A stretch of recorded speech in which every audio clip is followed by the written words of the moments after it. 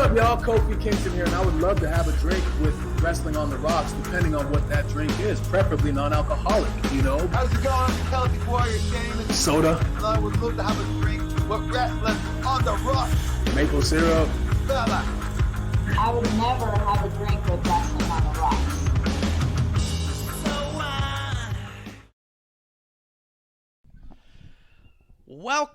Welcome to episode 1. That's right. You're here at Wrestling on the Rocks, your favorite dive bar. Wrestling on the Rocks, where every show is our first show, because we will not hit our second show till we figure out the first one. That's not going to be today. I promise you that. Guys, you can find us at wrestlingontherocks.com, at WOTR the show. WOTR the show on Twitter. You could find us at Wrestling on the Rocks on Instagram. Did you mute that yet or no? Yeah. Is it muted? All right. Well, I mean, it is what it is. It's only the first episode. I don't know if they caught the echo or not. I heard it loud and clear. Guys, episode 1 takes place behind the scenes as well as up front. I am at Ref Marsh. With me today, as always, my tag team partner, the other half of the Ironics. No. Kev, go ahead. I'm Kevlar on the Rocks with an X on Twitter. Find me there with an X. What are they saying? Yes, this is our first show. Door Chop and Waste Sketch. Third, Leah Moonlight's in there. Door Chop's asking about your haircut. Boom. Here we go. A lot is happening, guys. If you guys want to be part of the chat and derail the show, definitely do that at twitch.tv/Wrestling on the Rocks. Yep. Guys, that's right. Dork Chop is in the chat. He's correct. He's here. He's never here. Hollywood Dork Chop has made it back. Finally, Dork Chop has come back to Wrestling on the Rocks chat.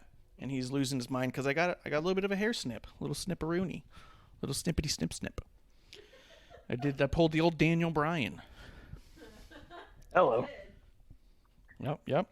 I did donate like almost 2 feet worth of hair. I hadn't got my hair cut in almost 7 years, and I was like, well, new year, new me. March. Yeah. But yeah, I hadn't cut my hair in almost 7 years. They went ahead and measured it before we went going because I was like, look, I need at least 8 inches of good hair to donate. And the hairstylist was like, I don't feel like that's going to be a problem. But I was also like, well, I've gotten 0 trim, so the damage could be bad. Plus, I set my hair on fire about 2 weeks before, so that could also be potentially bad. What? Waste Sketch said he donated his hair to make mullets. Yeah, I made the request. I had it sent out to the Kids for Wigs for Kids, and I said, only children mullets. I only want Joe Dirts running around. They said, not a problem. Joe Deer taste. Yeah, absolutely. Let's see. Yeah, it was like 20-something inches. Let's see. Dork Chop says, oh, yeah, he does, on his channel, he's doing UFC fights, and he made a bunch of people, and now he's like, well, I got to change your hairstyle on it. Which is also, to be honest, the hairstyle he had for the one that was me was grossly inaccurate. It was like a bob, man. It looked like one of the Brady girls. Bailey Bob. It was like a Bailey Bob, but it was like more like Cameron Grimes kind of nappy. It was probably best just to redesign that one anyways. Nailed it. Yeah, nailed it. Dork Chop says it was the only long hair in the game. It might be. But I looked at it and I was like, you couldn't do braids or something? Do that spring break forever kind of a vibe? It's all good. It was really fun. It's really cool. I actually, in that UFC one, I won my first match. I farted right on a guy, got him to tap out. Yes. Sorry, that was a lot. It was a win. A win is a win. A W is a W. That's what I've learned living in Arizona. We take them where we can get them. Kev, what is in your glass? Got some old proper number 12. Conor McGregor.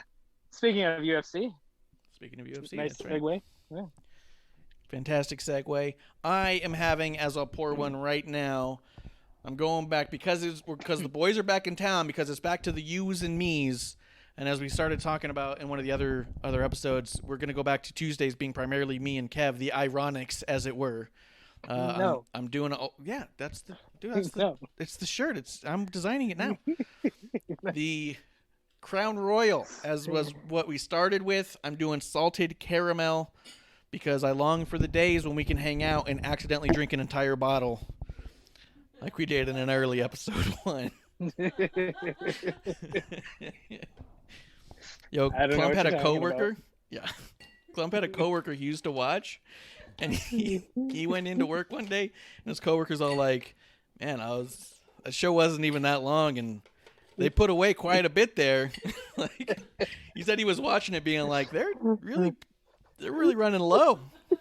Yeah. Actually, there was one a couple weeks back. I was having a vodka that at one point, Lunar in the chat just goes, "Quick shout out to how much Marsh is putting away right now." And I looked at the bottle and I was like, "Oh shit." He was right. So Because it goes down so smooth. Yeah, smooth, baby.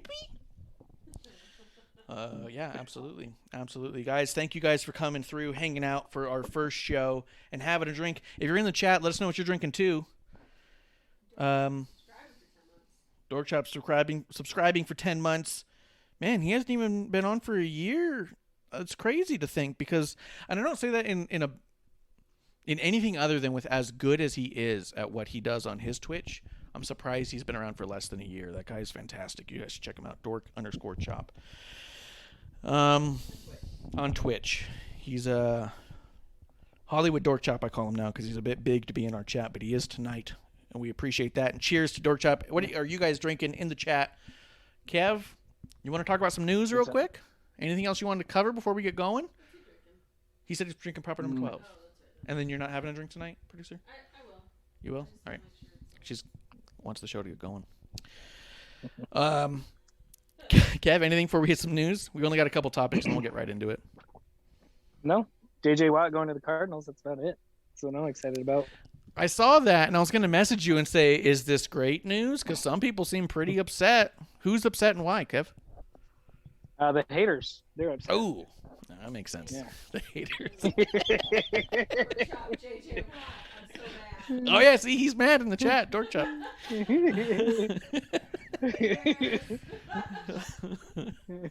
said Texans suck so bad, he says in the chat. Yeah, I like that too. So tell me who's mad. Well, I believe the technical term would be the haters. The haters. Yeah. What are the haters for 200, Alex? Go ahead. Yeah. I mean, he's a good player. He might be past his prime.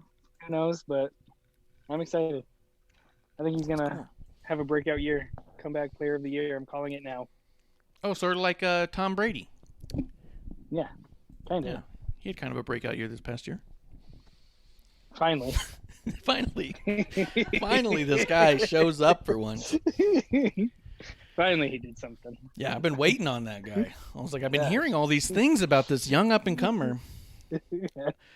Kev, speaking of coming back, speaking of breakout years, this could be the comeback year, breakout year for the NWA. That's correct.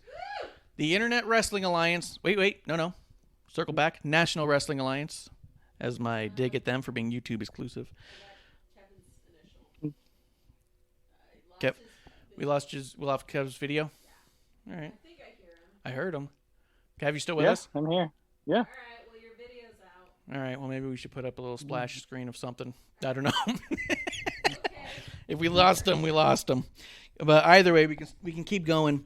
The NWA has announced they are back. They're coming back for a pay-per-view called Back in the Attack, I believe is what it says. Really? Yeah. Is that not what it was called? All right, I'll look up the official name right now. Kev, they are coming back. NWA is going to have a pay-per-view at the end of the month, March 21st, I believe. Nice. And they are going to be on Fight TV. It's going to be $20 Back for the Attack. That's what it is. I think I'm going to call it Back for the Attic. From the attic. Good call. Good call. Yeah, March 21st on Fight TV, live on pay-per-view. National Wrestling Alliance is back. As exciting as this is, Yeah. I have reservations because they don't have a lot of talent left who are still unsigned, and they were traditionally using unsigned talent, and even the people they signed were pretty short-term wrestling contracts. I don't understand contracts, but I do understand time frames. So as exciting as it is to see the NWA doing shows again, I do think that it's a bit weird to start with a pay-per-view and then follow it up with weeks of TV. You'd think if you've been off TV or even off YouTube or whatever it is you're going to be doing for as long as they have, which at this point is pretty close to a year, you'd think you'd want to lead in with the episodes to make someone want to buy a pay-per-view. Why am I going to get a $20 pay-per-view if literally the only thing I see is a graphic of the NWA logo saying, buy now? Like, who's there? Why? What am I paying for? You know what I mean? Maybe it's just the intrigue of everything. The what? Because I mean, like, so maybe it's just the intrigue of them being back. I mean, AEW didn't have any shows. Well, I guess they had Being the Elite, but they kind of just jumped in it. Yeah, that's true. That's true. They did start with a pay-per-view and then do their thing. Well, maybe they'll do more stuff. I mean, NWA pulled down most of their YouTube stuff, and it's going to be on. It does sound like Power is coming back to Fight TV, and that's going to also be a subscription thing too. So, I don't know. I just feel like you're going to have a hard time selling this one without anybody knowing who or what or why any of this is happening just yet. You know what I mean? Especially if you're going to have a paywall either way. Because I get it. You got to make money. You got to make your money. I don't think that their pay-per-views that they had done during the pandemic were as successful as one would have hoped. But I think that if you're going to do the shows behind a paywall anyways, if Fight TV's doing a subscription-based episodic series, Power, just start with that because it's lower pay than starting with the higher pay and then saying, and now. I mean, it sounds like a $20 buy-in. You know what I mean? Yeah. I don't know. I don't know the reasoning. Like I said, maybe the only thing I can think of is just the intrigue of them being back and, hey, you know, what do they have in store for us type of thing. And since it's only $20, it's not a $50 or $60 show. That's true. Like, all right. That's true. We do have show heat with Fight TV. Yeah. Yeah, we as a show, Fight TV followed us to get that follow back. We did the follow back. Then they stopped following us. Producer researched this because she was not having it. I hate when people do that. It's my pet peeve. That's internet pet peeve. The follow for the follow back and the unfollow for the numbers. Yeah, especially on Twitter and Instagram. Yeah. And then she found out that a lot of people had complained about Fight TV going through and following a ton of people and then unfollowing them once they got followed. Yeah. So, dick The old move. shamboozled.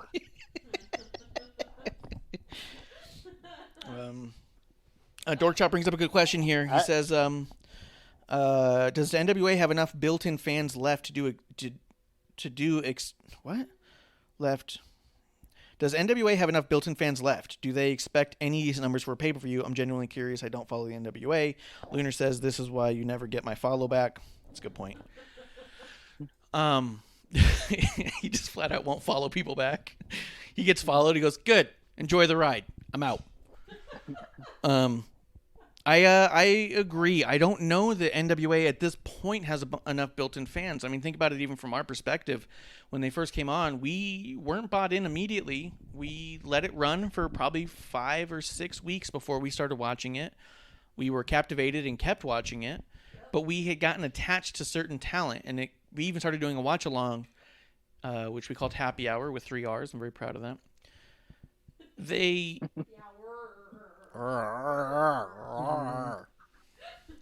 But we found that we were attached to certain talent, like Ricky Starks and Eli Drake and Eddie Kingston, Nick Aldis to a degree, Thunder Rosa majorly, We were into the Marty Scurll storyline with Nick Aldis. Like, we were into specific things. So now that all of that is off the table, I don't know if with all due respect, I don't know if Nick Aldis, Camille Brickhouse, and her the third member of that, what was that, Strictly Business with Tom Lorimer, I don't know if that's enough to make me go, yep, can't miss.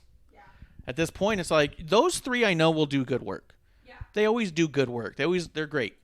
But I don't know if them alone is enough to carry me back in. So I don't know if I'm alone in that theory, especially if I'm watching my favorites all go onto larger platforms. I know NWA always wanted to be a starting ground. They wanted to be a launching pad, as it were. So congratulations, you did it. But it does now feel a little bit like a lesser than. Kev, do you have anything to weigh in about the NWA coming back? No, I'm just curious more than anything. Like, you know, basically, like you said, like what's the pay-per-view going to consist of? You know, maybe 3 Iron Man matches. Yeah. Nick Aldis will be fighting a mirror. Nice. But maybe we'll finally get Camille versus Joe Galley. That's possible. They had quite the rivalry. Poor guy. But you know, I'm just trying to think of who else is currently unsigned that they might throw some money at and say, hey, you know, make an appearance on this pay-per-view. Yeah, I wonder about that too. But I also wonder because with indies being what they are right now, it's a little harder to probably easier to get people to agree to come out, but probably a little harder to see who's really the ones you should be outshining, because that's what they had done before. They couldn't believe their luck getting guys like Eli Drake and James Storm and Homicide and Kingston, but they're all signed up now. How many people are in Dark that we don't know about? That's true. Most of Dark is unsigned, so they could really start scooping up some of them. And if NWA has this working relationship with AEW, maybe that's the whole thing. Maybe you see a lot of people from Dark getting their NWA storylines going. Who knows? I agree with Dork Chop, though, more than anything. More good wrestling is always better. I really hope they kill it. He says maybe Sammy Guevara shows up there since the Impact thing fell through. Maybe AEW returns a little bit of the favor NWA did for them, giving them Deeb, Rosa, and others who have appeared. Just kind of like what I was just saying. I'm hoping that maybe we see something like that. Some of the talent who you kind of wonder why they're not higher up. I mean, it sucks, but it's almost like I almost want Ricky Starks to kind of go back over there, because he was really being highlighted and showcased in a great way, where I feel like right now he's kind of like the last guy in a story that involves Sting, Darby Allin, and Taz. And I feel like everyone else is just like side players in this, you know? And I think that that's a shame, because Ricky Starks is, I think, arguably one of the best they have. So I don't know. I agree. I think more wrestling the better, more NWA the better. But I don't know if I'm thinking I'm going to throw $20 at this and just see what happens, because I'll be honest, after the primetime ones they did, where it was like pay-per-view, I waited to see what would happen on them to decide if I was going to end up buying any of them to watch it. They were only $10. None of them put out anything that I was like, yep, I'm going to go ahead and spend and watch that. Yeah. Not that I'm sure some of those matches were great, because you did have some fantastic talent on there, but nothing drew me in like I'm going to care enough, right? I've been saying for weeks and weeks of episode ones, I can see great wrestling matches every night of the week. Getting a great wrestling match is not the tough part anymore. I need a story to hook me in. I need something to compel me to care. They just didn't have any story going into any of those things that made me care that way. So I'm really hoping to get back to it and to get back to making me care, because that's what I want. Dork Chop says it. Omega challenges Aldis to continue his belt collector gimmick. That would sell a pay-per-view. I think it would. Yeah.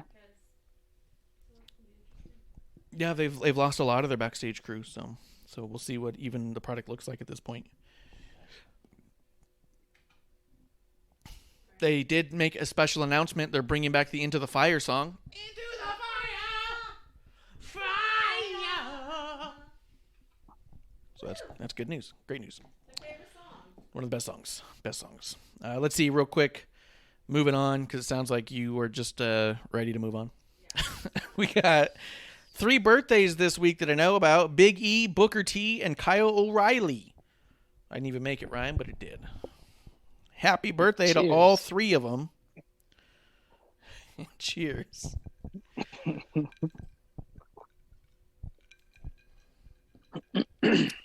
Boom. Let's see. Nothing special on those. Big E is doing a really cool Kickstarter, so go follow him, find him on his socials, and find out about it. They're putting together a really cool animated series to educate kids. And it looks really exciting. Yeah, we donated a part of that too, so we're funding. Yep, we jumped in on that one. We jumped in on it, so you should too. Let's see. The other thing that I have news-wise before we get into Raw, and I don't have a lot to say about this, so I don't imagine you will either. It just made me laugh because of its absolute, utter stupidity. Joey Ryan tried to book another show under the guise of being for a women's charity amidst all of his attempts at getting legal battles with everyone of his accusers, and the only ones that weren't thrown out were the ones that the lawyers couldn't get to fast enough. So ultimately, it made me laugh that he's pulling some Scooby-Doo shit, trying to hide himself in this poster, looking like Where's Waldo, in this weird little corner with a whole bunch of people all around it. And everyone went, "What the fuck is that?" And people fucking called him out on it. Tony Khan even tweeted about it saying, you can remove every single person who signed with me because they're not going to a show if Joey Ryan's on that show. And then someone else, I think it was Big Swole, tweeted out being like, this is actually his thing. It's not even for women's charity. It's a lie. Yeah. And so ultimately, within hours of trying to book this show, he got shut down and everything was removed again. What do you think, Kev? It's, I don't know, sad and pathetic, basically. I know, dude. Fucking stop, man. Yeah, I don't know. Poor guy. Dork Chop Move away. says, yeah. Get out of it. Dork Chop says, fuck Joey Ryan till the end of time. GR Lunar agrees and says, I'm so glad he got exposed. What a dickbag. Yeah, and I don't want to be the you heard it here first type, but I don't think we had a single episode in the beginning where I didn't question the validity of having a guy like that in the community. I tell you this, I'm a bit surprised the internet wrestling community was defending him so much up until the actual literal accusations came out, because I thought it was so creepy what he did in general.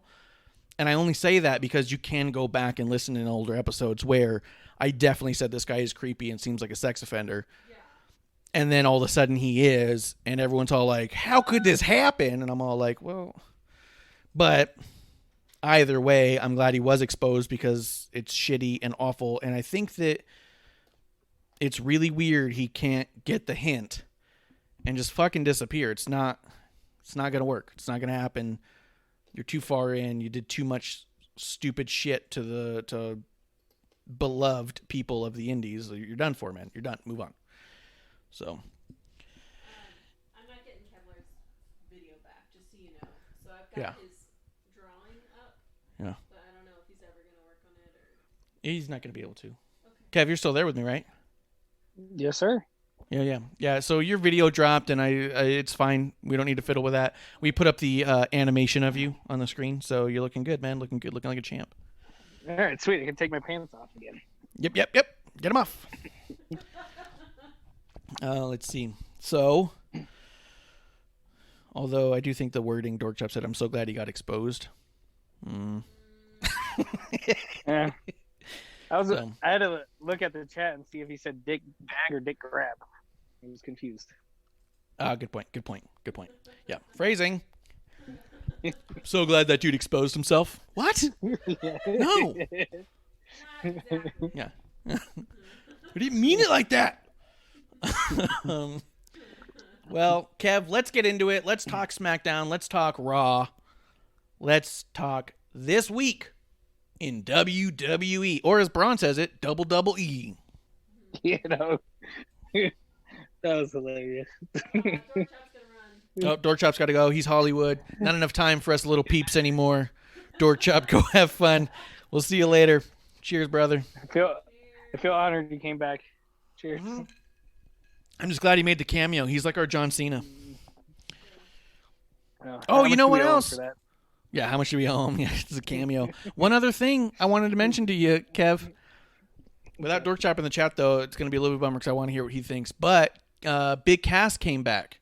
Big Cass made an appearance at Impact looking absolutely jacked, and Enzo comes in there with him, just looking absolutely deplorable, just a disheveled sense of his former self, put on a ton of weight in just the middle area. And what's so funny to me is that people were posting this picture of Kaz and Enzo in the ring and retweeting it like crazy, and everyone was saying the same thing. Look at how great Kaz looks. So glad he's back. And then that's it. They didn't say anything else. And the picture has 2 people who returned. So in my mind, I was like, yo, Enzo's new gimmick is John Cena. No one sees him. Nice. Yeah. Yeah.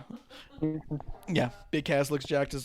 Enzo looks so bad. Lunar says, Dork Trip says no one likes Enzo. That's the funny bit. They're both standing in the ring. Everyone's retweeting. Look at Kaz. Look how good Kaz looks. Kaz is back. Kaz is back. And then you're all like, I think someone else was like, no one else.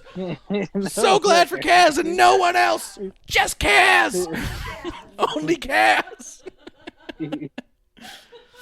Yeah. Enzo sporting that John Cena gimmick.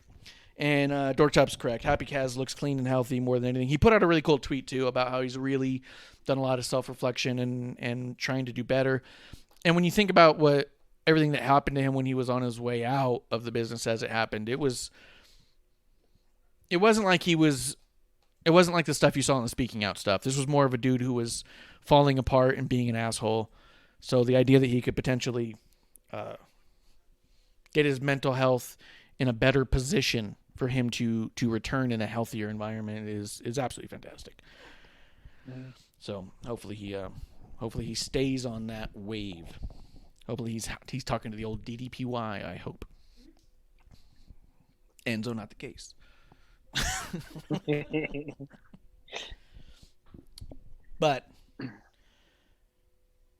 But we can talk about SmackDown if you have nothing else you want to say about that. No, that's good. Let's hit up Friday Night SmackDown.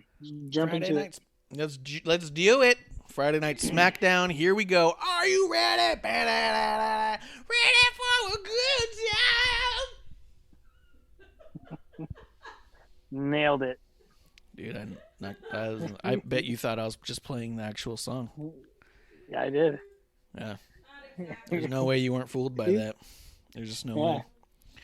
You got Siri going on. Yeah. Yeah. Your HomePod is loud.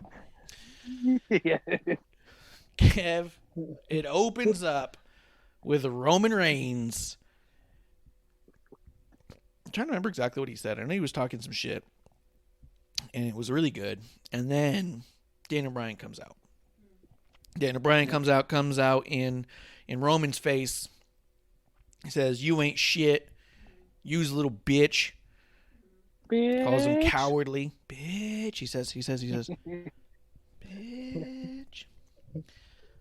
But he was able to get himself in a match where if he beat Jey Uso, which, by the way, Jey Uso's so good. Yes. Mm-hmm. He's still so good. I loved his little, just his 2-minute spat on the mic, throwing the mic right back into Daniel Bryan's chest. Like I said what I said, kind of a deal. So good. But it was culminating in that Daniel Bryan would get a match against Jey Uso, and if he won the match, Daniel Bryan would then get a match with Roman Reigns at Fastlane, and Edge goes over to Adam Pearce and goes, "We need to talk." Because he thought Daniel Bryan was cutting the line, but I don't know what the fuck he's going on about, because literally you won a match at WrestleMania, not the next title match. Get your head out of your ass, Yeah. Edge. Get your head out of your ass. You're still getting a title match no matter what. No matter who's the champion. Yeah. I think Pierce even said that. Yeah, exactly. Sit down, shut up, you're going to get a title shot. Yeah. Damn it, Edge. Do you not listen to the commentary? You won a match at Mania. You didn't win the next title match, you dumbass. Just kidding. I'm just kidding. I love Edge. But I did think that was funny. I did like that. As soon as he said it, too, and he goes, "When you're talking," goes, "What, he gets to jump the line?" I was like, "What line? What are you talking? Your match is already booked. It's in the future. You're booked." Kev, what'd you think of all this? Yeah, like you guys said, Jay did a great job. Daniel Bryan's, I thought it was cool that he kind of came out here and was like, "Hey, you know, Roman, you piece of shit, like you beat me when I was down. But that was obviously expected. But yeah, I mean, I thought it was all good. Got me excited for the match later on, and that's exactly what you want from a opening, promo. Yeah. Yeah, 100%. I was thinking about it too, and I remember when you go back and watch any of the old Raws and stuff from like the Attitude Era, and I'm sure it happened in other eras too, but I think about like those things that really drew me in. I remember that the main event was so rarely advertised before the show. You know what I mean? Yeah. That it was always the opening segment that was going to set the tone for what this show was going to be about. And if you really watch the shows, there always was a storyline that wove through the entire episode. It really was a lot more like just typical episodic TV and a lot less like here's our matches in the order of which we want to watch them. And I feel like this week Smackdown and Raw really did a great job of getting back to that root of not only is the opening segment going to be relevant, it's going to be the beginning of a common thread throughout the episode. I thought that was fantastic. I thought this started it. Well, that's one thing that I used to complain about was all the spoilers that WWE would release, on Twitter or Instagram or whatever beforehand. Yeah. And it's like, even when they opened the show and I'm like, this is on our show tonight, it's like boom, boom, boom, boom. People are going to decide whether or not they want to keep watching and just turn it off and be like, all right, this show's going to suck. Yeah. Or, so. Yeah. Or these matches aren't matches I'm personally interested in, so why should I be interested in the show? Yeah. Which I do find to be a problem with some other shows too. There are shows where they'll just release an entire card of here's all the matches, and I go, oh, I don't need to watch then. Yeah. So I thought they did a good job with this. Let's see. Do you want to talk? We'll get back to it. But I thought they did a good job of setting that up. I thought Adam Pearce and Sonya and Edge all did a good job doing their whole thing. Let's see. I don't know what up was next, but I'll go through some of this list of stuff that I have here that happened. Let's see. Otis and Chad defeated Ray and Dominic. Otis, what do you think of Otis and Chad Gable in this Otis heel turn that we're seeing? Yeah, I'm kind of interested in it. Before, Otis was goofy Otis, and it was like, that's kind of entertaining. And then, they split him and Mandy up, which I wasn't really into anyways, but they put him with Gable, and I'm just like, ugh, this isn't going to be good. Yeah. And then now they're kind of getting my attention a little bit. I'm curious to see where it goes. Yeah, Gable does not look as good in heels, so I hear you. He looks great in heels. What? Well, because he was complaining that they pulled Mandy from the story and put in Gable, so I thought that's what he was talking about. This cut off shorts and heels. Mm-hmm. I mean, it's otherwise the same story, is it not? Yeah, I'm just waiting for the swimming pool promo. Yeah, we're going to get to that swimming pool and Chad Gable. I do like this weird puppet master kind of evil that is Chad Gable, where he's like this really positive, supportive evil. You know what I mean? Where he's all like, when are you going to get a chance to do this again? This is great. Oh, woo. And like being like weirdly happy and positive about doing evil things. And I was like, this is neat. Gotta justify it, right? Yeah. Yeah, and I don't mind Otis not catching on. I do feel bad for Tucker because... But at the same time, people said it from the beginning. Yeah, but everyone's been saying it since the beginning. They're like, oh, Otis is the star here. Tucker will disappear. I'm just waiting for Angelo Dawkins to disappear. It's because Tucker went to ASU. Nothing good comes out of ASU. Come on, give it up. Bear down, Arizona. Bear down, red and blue. Oh my god. What? Oh, we do what we do here. I did otherwise like the match, though. I mean, the Mysterios against Chad and Otis. I'm just Chad and Gable? Yeah, Chad and Gable and Otis. You just pulled a Braun. I did pull LeBron. Yeah, Adam and Pierce. Yeah. Definitely said that shit. Definitely said that shit. On double E, smack it downy, smack and down. Let's see. Apollo Crews defeated Shinsuke. So this was a lot here. So the talk of the internet by detractors, I will say, not people who watch the show, but people who pretend they're watching the show to shit on it, said, oh, so Apollo Crews comes out and suddenly he's Nigerian with a Nigerian accent, cuts a whole promo with a Nigerian accent all of a sudden. I was like, that's not at all what happened. Yeah. Matter of fact. Secondly, upon further research, because we weren't familiar with Apollo Crews prior to what we've seen him on the main roster, because we didn't see all the other stuff. He's actually is Nigerian. His mother's Nigerian, and his original gimmick name was it Oshu? Oshu Nation? Oh, Nation. Yeah, Nation. But it was his original last, or was his first name or last name? His first name. First name, which was like Ashu or Oshu. We're not saying it right, but I apologize. But it was the Nation. Apollo Crews. So Uha. Oh, Uha Nation is what it was called. So it was his last name. Yeah, Sesug Uha is what it looks like. But he originally used to wrestle as Uha Nation. Well, as he was talking about all this, he brings up his grandfather, and then at the end of it, he says, I want to say this exactly how my grandfather would have said it to you, and starts to then, in the final sentence of an otherwise like 6-minute promo, say it with a Nigerian accent like his grandfather would have, because his grandfather was Nigerian. I have heard some people say they want to see him go back to Uha Nation. I don't have a problem with that at all. I think that actually would be really cool for him, because it would be a whole new dynamic for him. Be meaningful. Yeah. Meaningful. Absolutely something you can get behind there.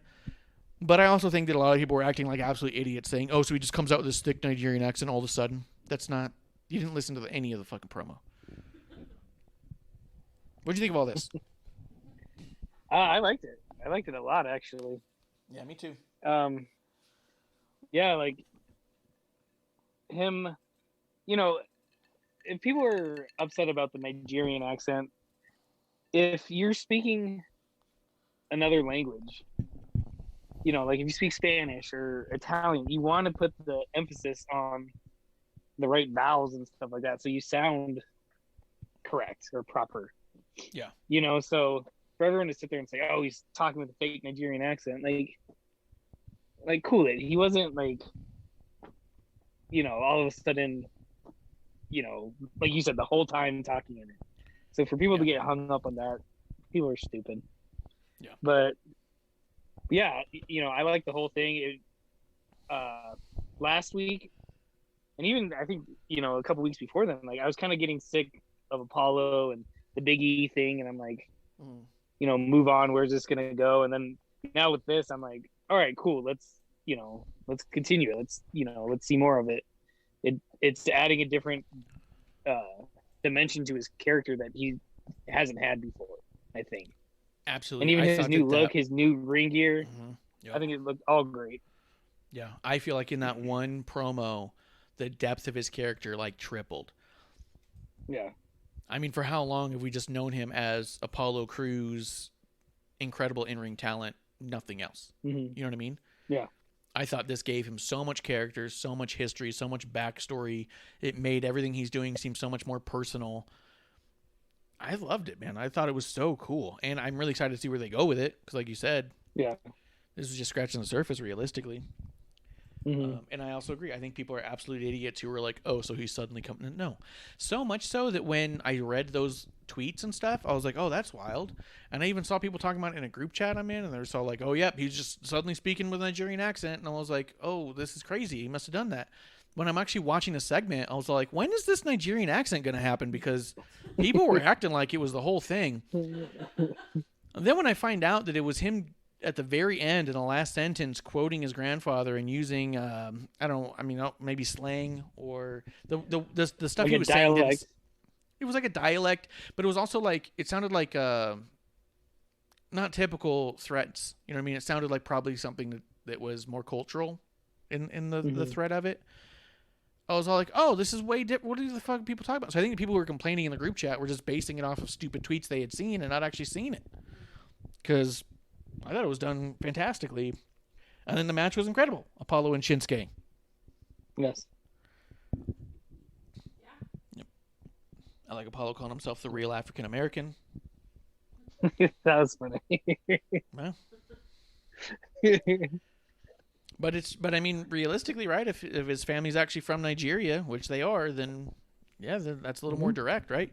But I mean, it's also a heel thing to say that you're more African American than someone else. I mean, that's probably gonna get a little bit of heat, but I don't know. But that's the point of it. Like, yeah, yeah. But Let's see. What do you think of Tamina defeating Liv Morgan? Loved it. Love new Tamina. Love Tamina. Kev, agree? Direct command. I really wasn't interested in it. I was just like, eh. I mean, it's kind of cool to see Tamina actually, like, you know, getting a little bit of a push and some TV time because she's been with the company for so long. But the jobbers that are now the Riot Squad, I'm not interested in. Yeah, but that's why I liked about it is because at this point, for whatever reason, the Riot Squad is just that now. They're just exactly back where they were before they even split.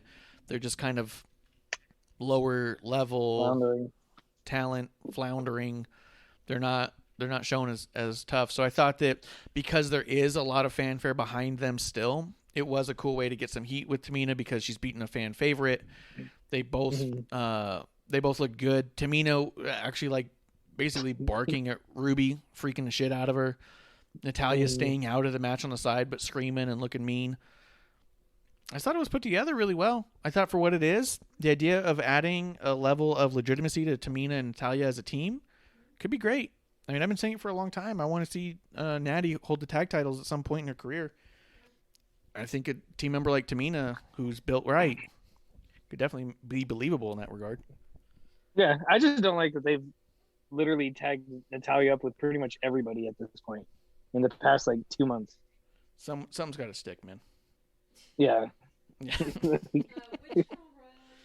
Lunar was asking in the chat. Salted caramel. Because he's extra salty. Oh, yeah. That's why I'm so salty today. That's why I'm so caramelly. I'm burnt. Yeah.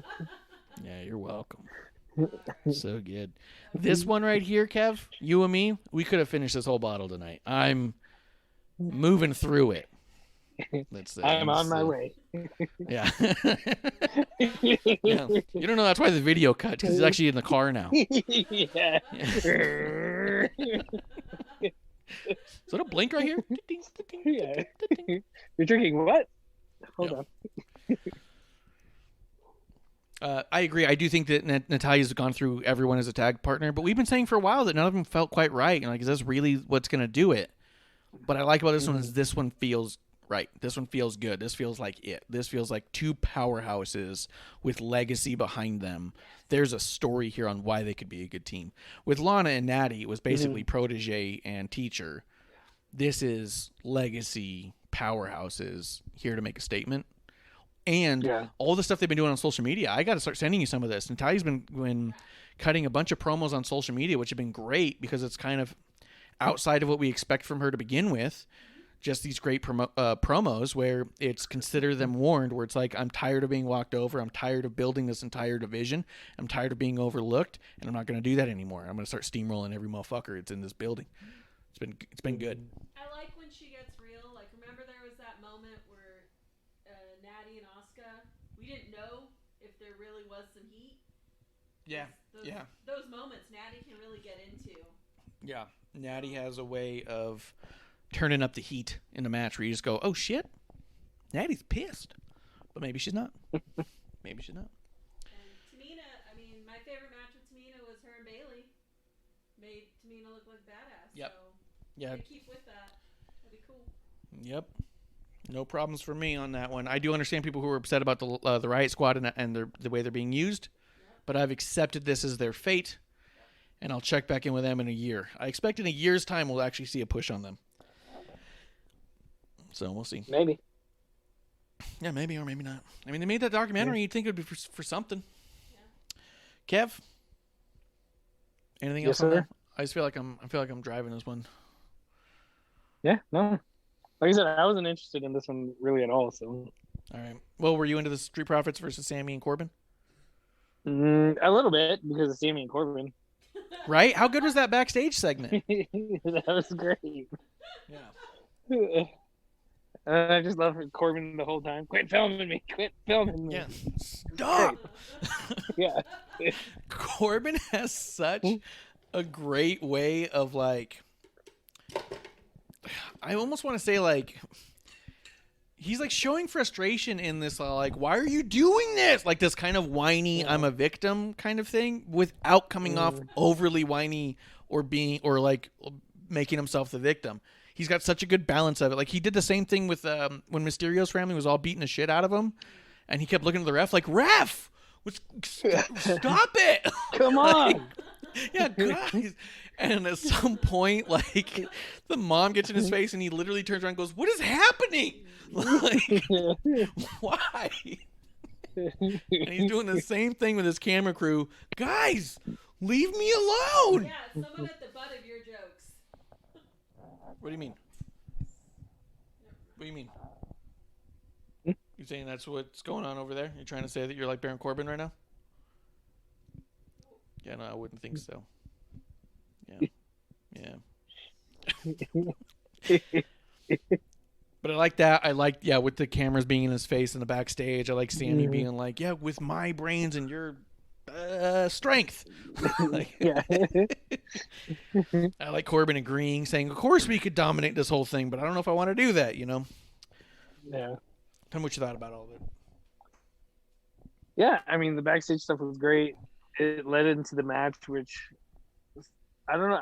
I didn't like that they kept billing it as like the Street Profits Great Return or Big Return type of thing. I was like, they've been gone for what? 2 weeks, it feels like? Yeah, that's what Maybe it seems 3. like. Yeah. I think they've been out of the ring for a while, though. I think there was a shoulder injury, actually, or a hand injury or some shit.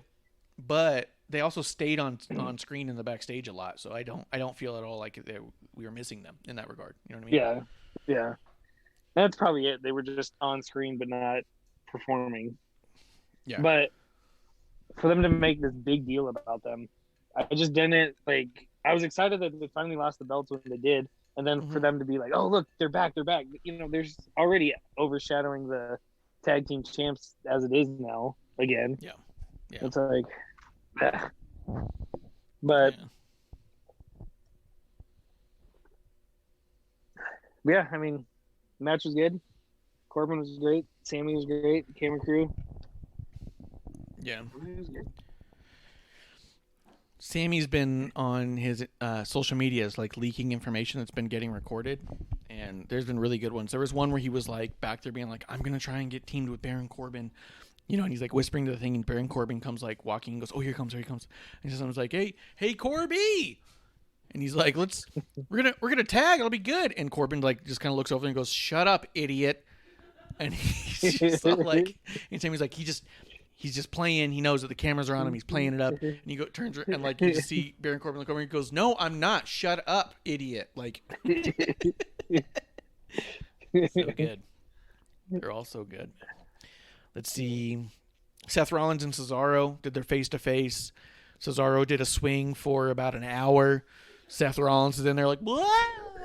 because he's got the mic on his hand. He gets the jacket to fall off of him and wiggles it away. It was so good. I like it while he's sitting there. He's like, "No, don't," while he's in the fucking. It's so good, dude. What do you think of all this? I loved it. You know, like you said, with Seth holding the mic, I think it'd been better if he dropped the mic and every time he passed the mic, you heard "Oh, whoa." But he's good enough. I bet you he could drop it in a corner. I bet if you told him, "Hey, it's got to end up in that corner," I bet he's like, "Yeah, you got it, boss." You know what I mean? Oh yeah. But yeah, I mean, I'm curious to see, you know, where it's going from here, storyline wise. Yeah. I'm not upset about the idea of getting a few Seth Rollins versus Cesaro matches, though. I'll tell you that right now. Doesn't bother me one bit. I want to see it go somewhere, though. I don't want it to just be a feud that Seth and Cesaro have, and then afterwards they just shake hands, go separate ways, and neither one of them are in a different position. You know what I mean? I want to see it elevate somebody. Yeah. So hopefully something else happens there. But again, not at all upset about the idea of seeing Seth Rollins and Cesaro in a fucking 45-minute match, I'll be honest. No, I think it could lead to a great WrestleMania match. Yeah.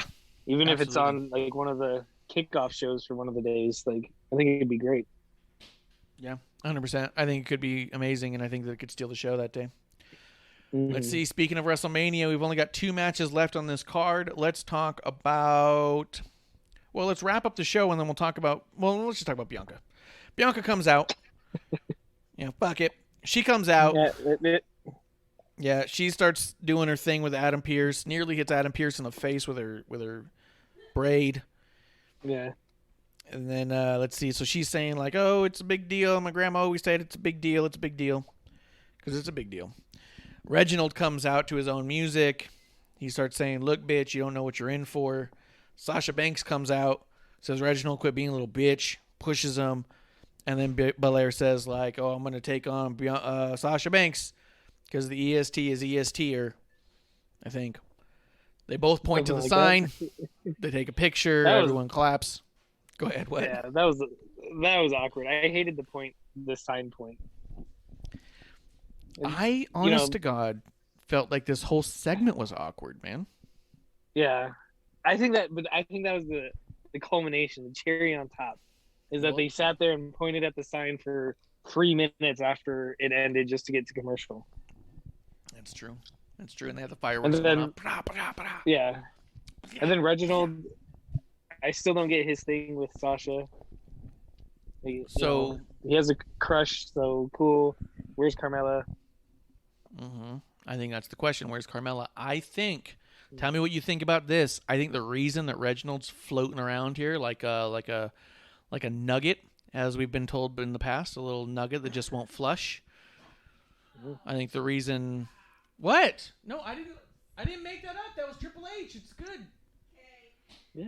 It was Owen Hart used to be called the Nugget. And he goes, Shut I am up. not a nugget.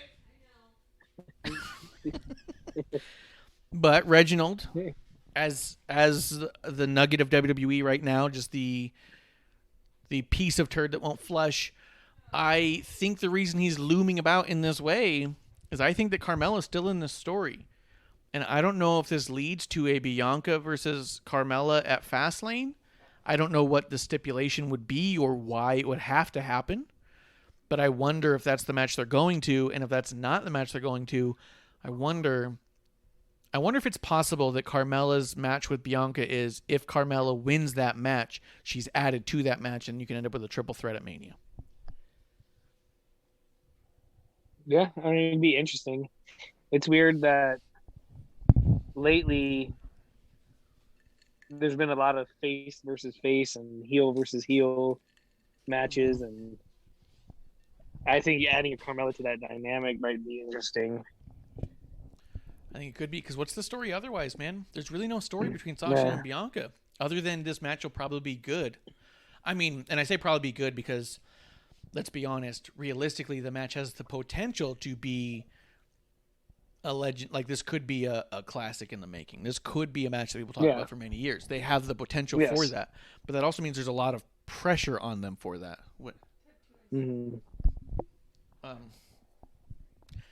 So, what do you think, Kev? Yeah, I mean, I could see, like you were talking about pressure and stuff like that. I don't know if if Bianca can handle it. And we've even seen Sasha, as great as she is, when there's a lot of pressure where she's overperforming. And we've talked about this before, where it's like, hey, just let it come natural. Don't force it. But,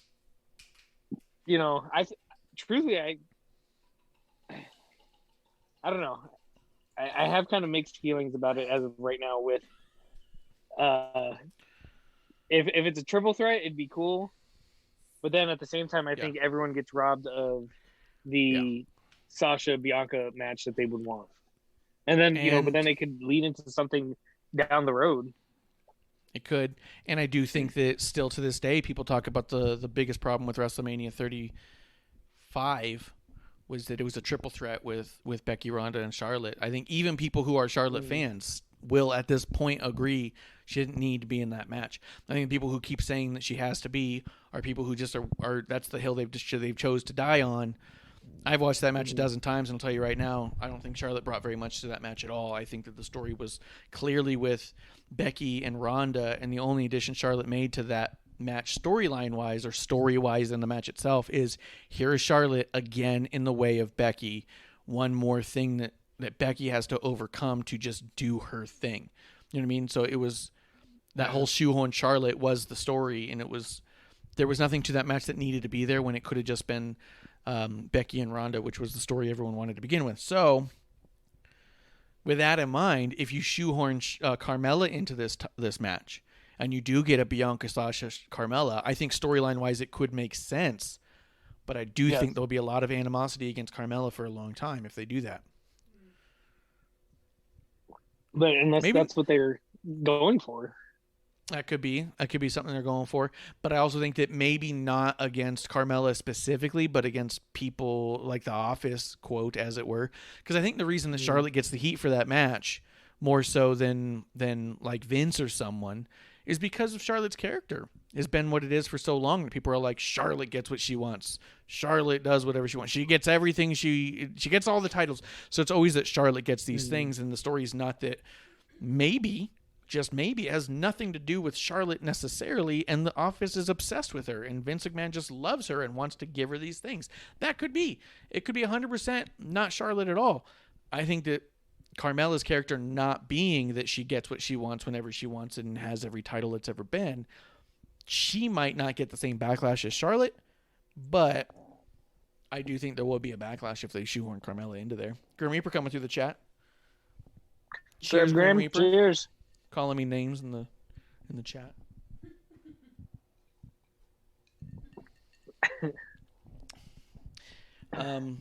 What do you think, Kev?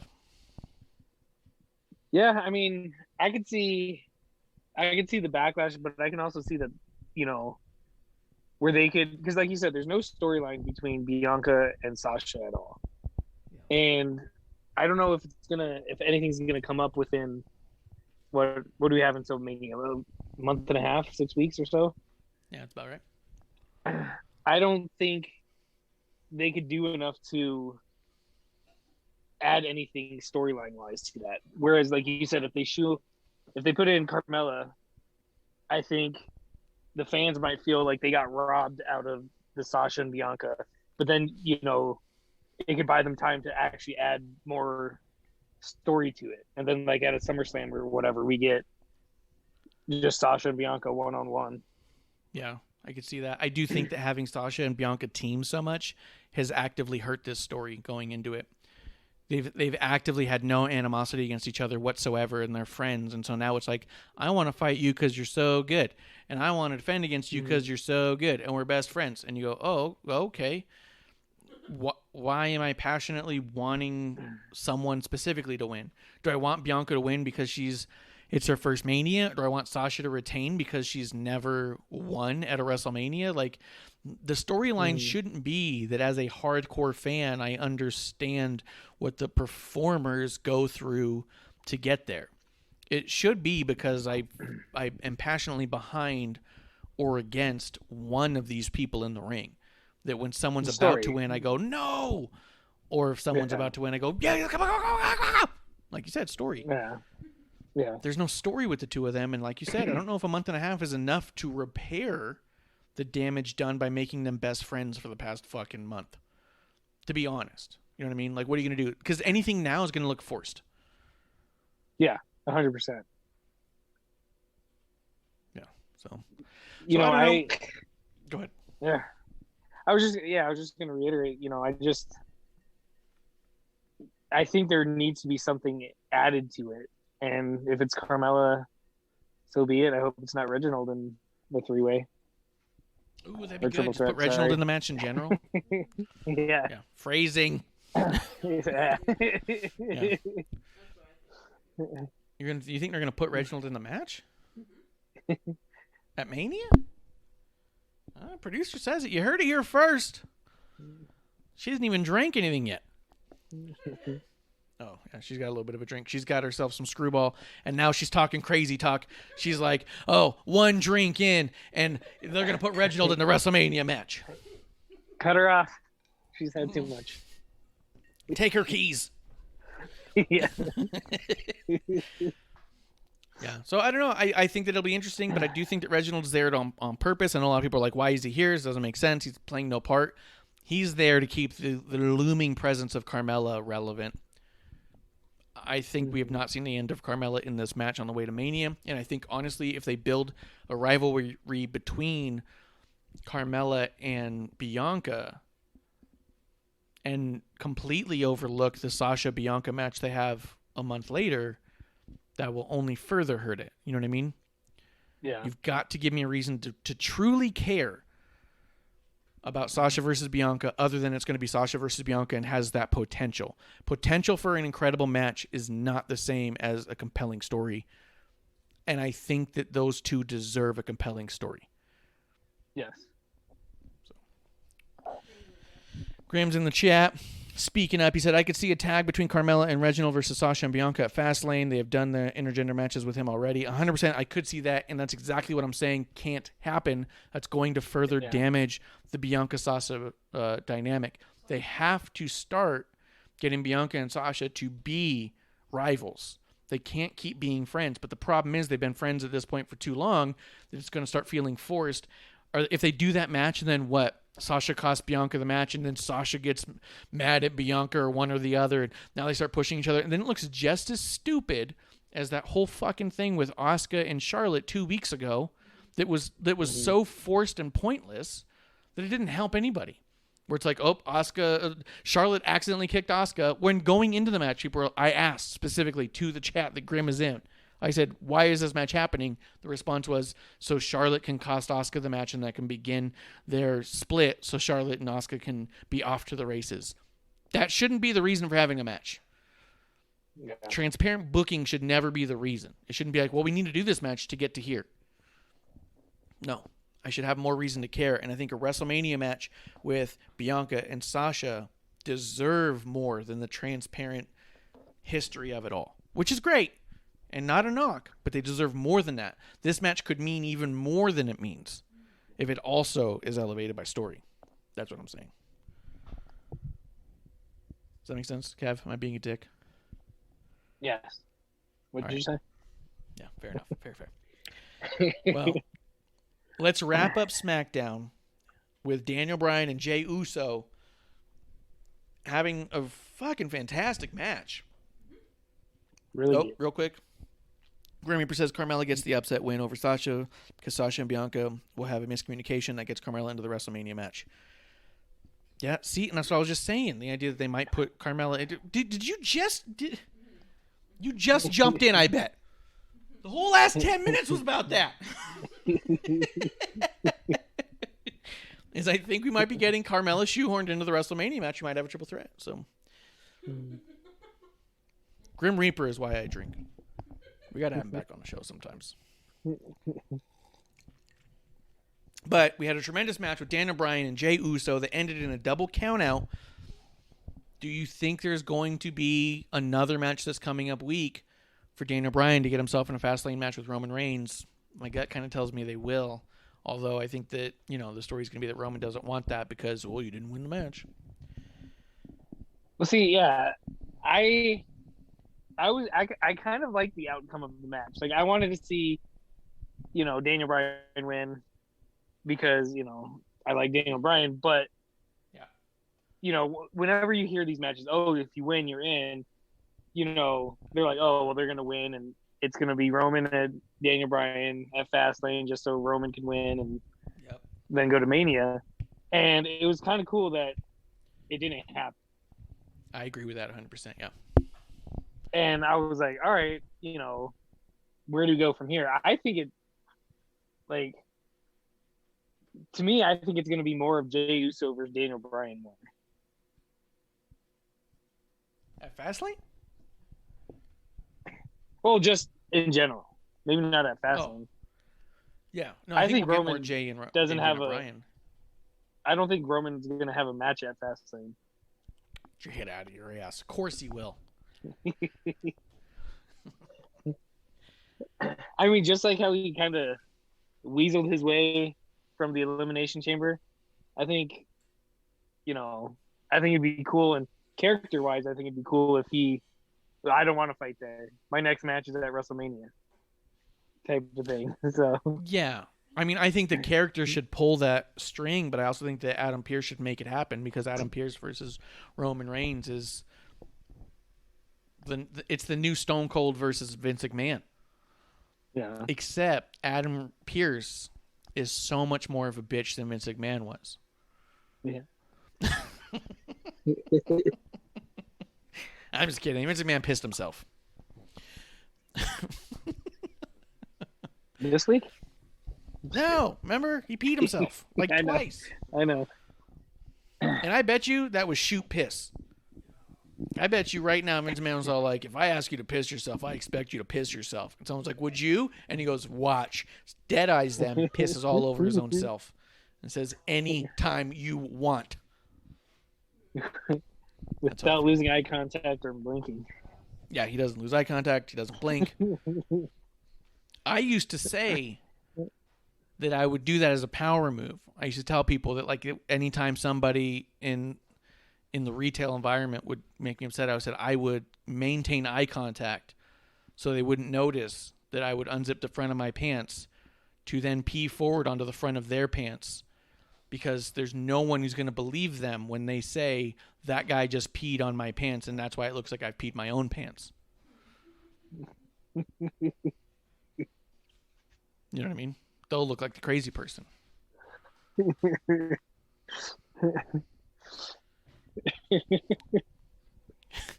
Kiro's real upset right now. He's like, "This is weird." It was I was just throwing it out there, just a thought. Let's see. Grim Reaper does say, and Adam Pearce is the bald one in this story, which is true. That makes a difference. But I mean, other than that, I think SmackDown was a pretty awesome show. I think that it didn't have Bayley, which had a lot of the Bayley fans really upset online, which was hysterical to me. I saw some people say this was a 1 out of 10, and they were a Bayley stan account, and I was like, guys, relax. Relax. She hasn't missed a show in a fucking like 2 years, and she's gone through a whole lot. Maybe she can have a night off. Just relax, guys. So that stuff makes me laugh when people. But yeah, They're bearing your I think that was character. it. Yeah. Anything else you had to say about Clearly. SmackDown? Nope. All right, let's move I think on. that was it. Let's talk Raw. Legendary. Oh, oh, oh, oh. Nailed it. Yeah, dude, that's what I'm talking about right there. How my will I lie? What? It's a good song, man. Kev? Did you watch Raw? Yes, sir. Yes, I did. All right, I didn't watch it at all. It's your show from here. I'll see you later. I'm out. No, I'm playing. All right. Drop so, the mic. Yeah. All right, here we go. Guys, so, Mad okay. Time to shine. Yeah, well, I think he was talking about when I talked about peeing on someone else's pants, which, I mean, I'll give him. That's... A little bit weird. But it worked. Anyways, Yeah. Kev, the show opened up with Drew McIntyre Yippee. boring the hell out of me. Then Miz comes out. I stopped watching for a while. Fast It also forward. bore the hell out of you. Yeah, I honestly turned it off, and then I came back, and it was Drew versus Sheamus. So tell me about the beginning and how much you loved it. I could not stand to hear any more Drew McIntyre and Miz and me trying to get behind the old Drew McIntyre because, to go. Go ahead, dude. That's about it. Is that about it? So I will say Sheamus versus Drew McIntyre was a nice hard-hitting match. Although I thought Drew McIntyre looked real sloppy in it. He kept not holding people right and moving weird, and he barely landed the Claymore, and it didn't look clean at all. He was all over the place, man. What do you think? Yeah, it definitely wasn't one of his better performances, but it was one of the more brutal matches. I mean, I was gonna say him and Sheamus were laying it into each other, and who was it? Was it Triple H or Shawn Michaels that said that? That I think both have said it. Yeah, going against your friend. That it's like, hey, I can get away with a little more, so you actually hit him harder and stuff like that. Yeah, you can tell that's exactly what they did here. And I mean, I was rooting for Sheamus every time he hit Drew. That's for sure. Yeah, I was too. And I'll tell you this: I said it in a chat that I'm in, and I was met with a lot of heat. I said Sheamus needs to win this match. And the response is, you don't like Drew McIntyre and you always want him to lose. And I said, yes, but. Yes. Yes. All of that aside, Sheamus beating Drew is more interesting than Drew beating Sheamus. Because if Sheamus beats Drew again, then you have someone floating around the roster who has Drew's number. So anytime, and I was like, and don't even keep the thing going. Don't keep the rivalry going. Just let Sheamus get the win and drop it. And then move forward with whatever you're going to move forward with. But now you have someone who floats around the roster who has Drew's number, who can always come out and say, you've never beat me. That's interesting down the line. Yes. Now you have Drew with another clean win over another one of your potentially star talent. So what? So Sheamus comes back and says, well, I want a rematch. You got the better of me one night. Okay, well, get in line. I guess everyone else has too. You know what I mean? I want someone floating around the roster who can definitively say, not only can Drew not beat me, I've actually beat him several times. I mean, without trying to fast forward too much, well, I guess I don't even know if these two have ever met. So I'll look it up. I won't get to that point, but I am saying the idea that Drew beat Sheamus to me was a bummer, because I think that there's so much story between Sheamus and Drew that really felt like a period on the end of the sentence. And I felt like the idea of having a brutal ass-kicking Sheamus floating around who could always just pop up and say, you've never beat me, motherfucker, would feel really Roddy Piper and Hulk Hogan to me. You know what I mean? Yes. And I think that would have been definitely the better move. Plus, if you have Drew on almost a losing streak, like, cool, let him get frustrated, let him have the poor me that he's always trying for. Yeah. Let him have the I'm the victim here type of thing. But I don't understand how they just, hey, he beats everyone except for one time to the Miz and Randy, and they just build him up as this great force, and at this time, almost like Goldberg back in the day, you're just rooting against him. Yeah. Yeah, that's true. Oh, and I'm looking at it, and yeah, during the Performance Center days, Bobby Lashley and Drew McIntyre had a title match, and Bobby lost. So, still, even though we can have someone so dominant and so good, we still don't have anyone on the roster now who can say, yeah, but I beat you more than you beat me. So, and that's what I meant, and we'll get to that. Obviously, I got a lot to say about that. I'm sure you do too. But, yeah, I think Sheamus should have gotten the win just to have someone on your roster who can say, you might beat Brock Lesnar in 4 minutes, but you don't have my number. I've got yours. That could be great. Like Grim Reaper says in the chat, like Tony and Io. Yeah, Tony comes out on NXT to Io Shirai and says, yeah, you're great. You might be the greatest, but you've never beat me. And I've definitely beat you. Like, those moments are always the ones. I remember when Roddy Piper showed up in WCW. I actually just saw that clip. Yeah. Like 2 days ago. Nice. But I remember when that happened, I remember talking to you. I think we were on the phone together like we did a lot of Monday nights. And Roddy Piper comes out and he's all like, you've beaten just about everyone. Oh, but you've never beaten me. And I remember going, is that real? And you're like, what? And I was like, has Hogan never beat Piper? Because I didn't watch all of their careers. I mean, certainly, none of us probably saw all their careers because of the fucking territories and all that, but I certainly was not watching the 80s of wrestling. I got into it in the 90s. So when he said that, I was familiar with them both being sort of rivals, but I didn't know that. And I was like, is that true? And you're all like, that is so true. And I was like, holy shit, this is a fucking moment. Roddy Piper comes out of nowhere and says, you don't got my number like I got yours, pal. And I was like, that is big. So I just want that kind of thing looming about, especially with somebody as dominant and as good at what they do as Drew.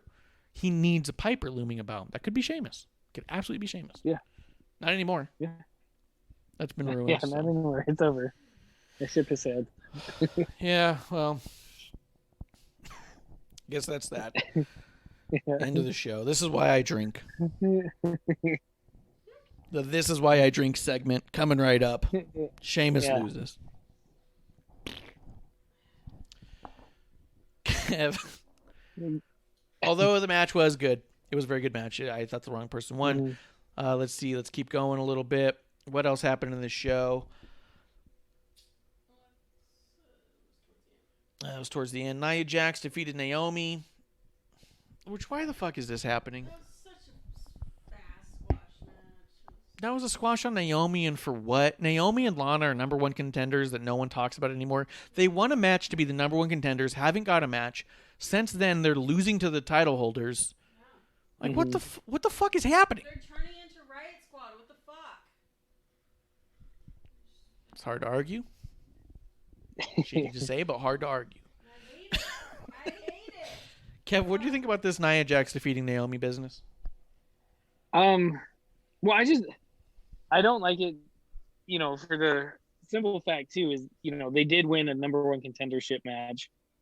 They said, I think they said it on this show that, oh god dang it, I can't remember her name or their names from NXT that also have a title shot. Yeah, Raquel and Tegan, Dakota. Dakota, there you go. Yeah, that they have a title shot. It sounds like, and I think they even mentioned somebody on SmackDown, right? SmackDown had Charlotte and Asuka were up for the titles, but I don't know who their number one contender is over there. But They're they on Raw. get like the most number one contenders, man. Yeah, but exactly without having matches with who's in line. Yeah. What's the point of being number one contender if you can't get the fucking match? Yeah.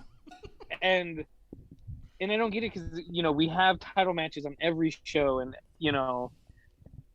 like why isn't this match, why haven't these matches happened yet? Yeah. Is my thing. And then just for, Nia to go in there and beat up Naomi and stuff, like, it was dumb. It was stupid. And it doesn't make me interested in their title shot. No. Whenever it happens.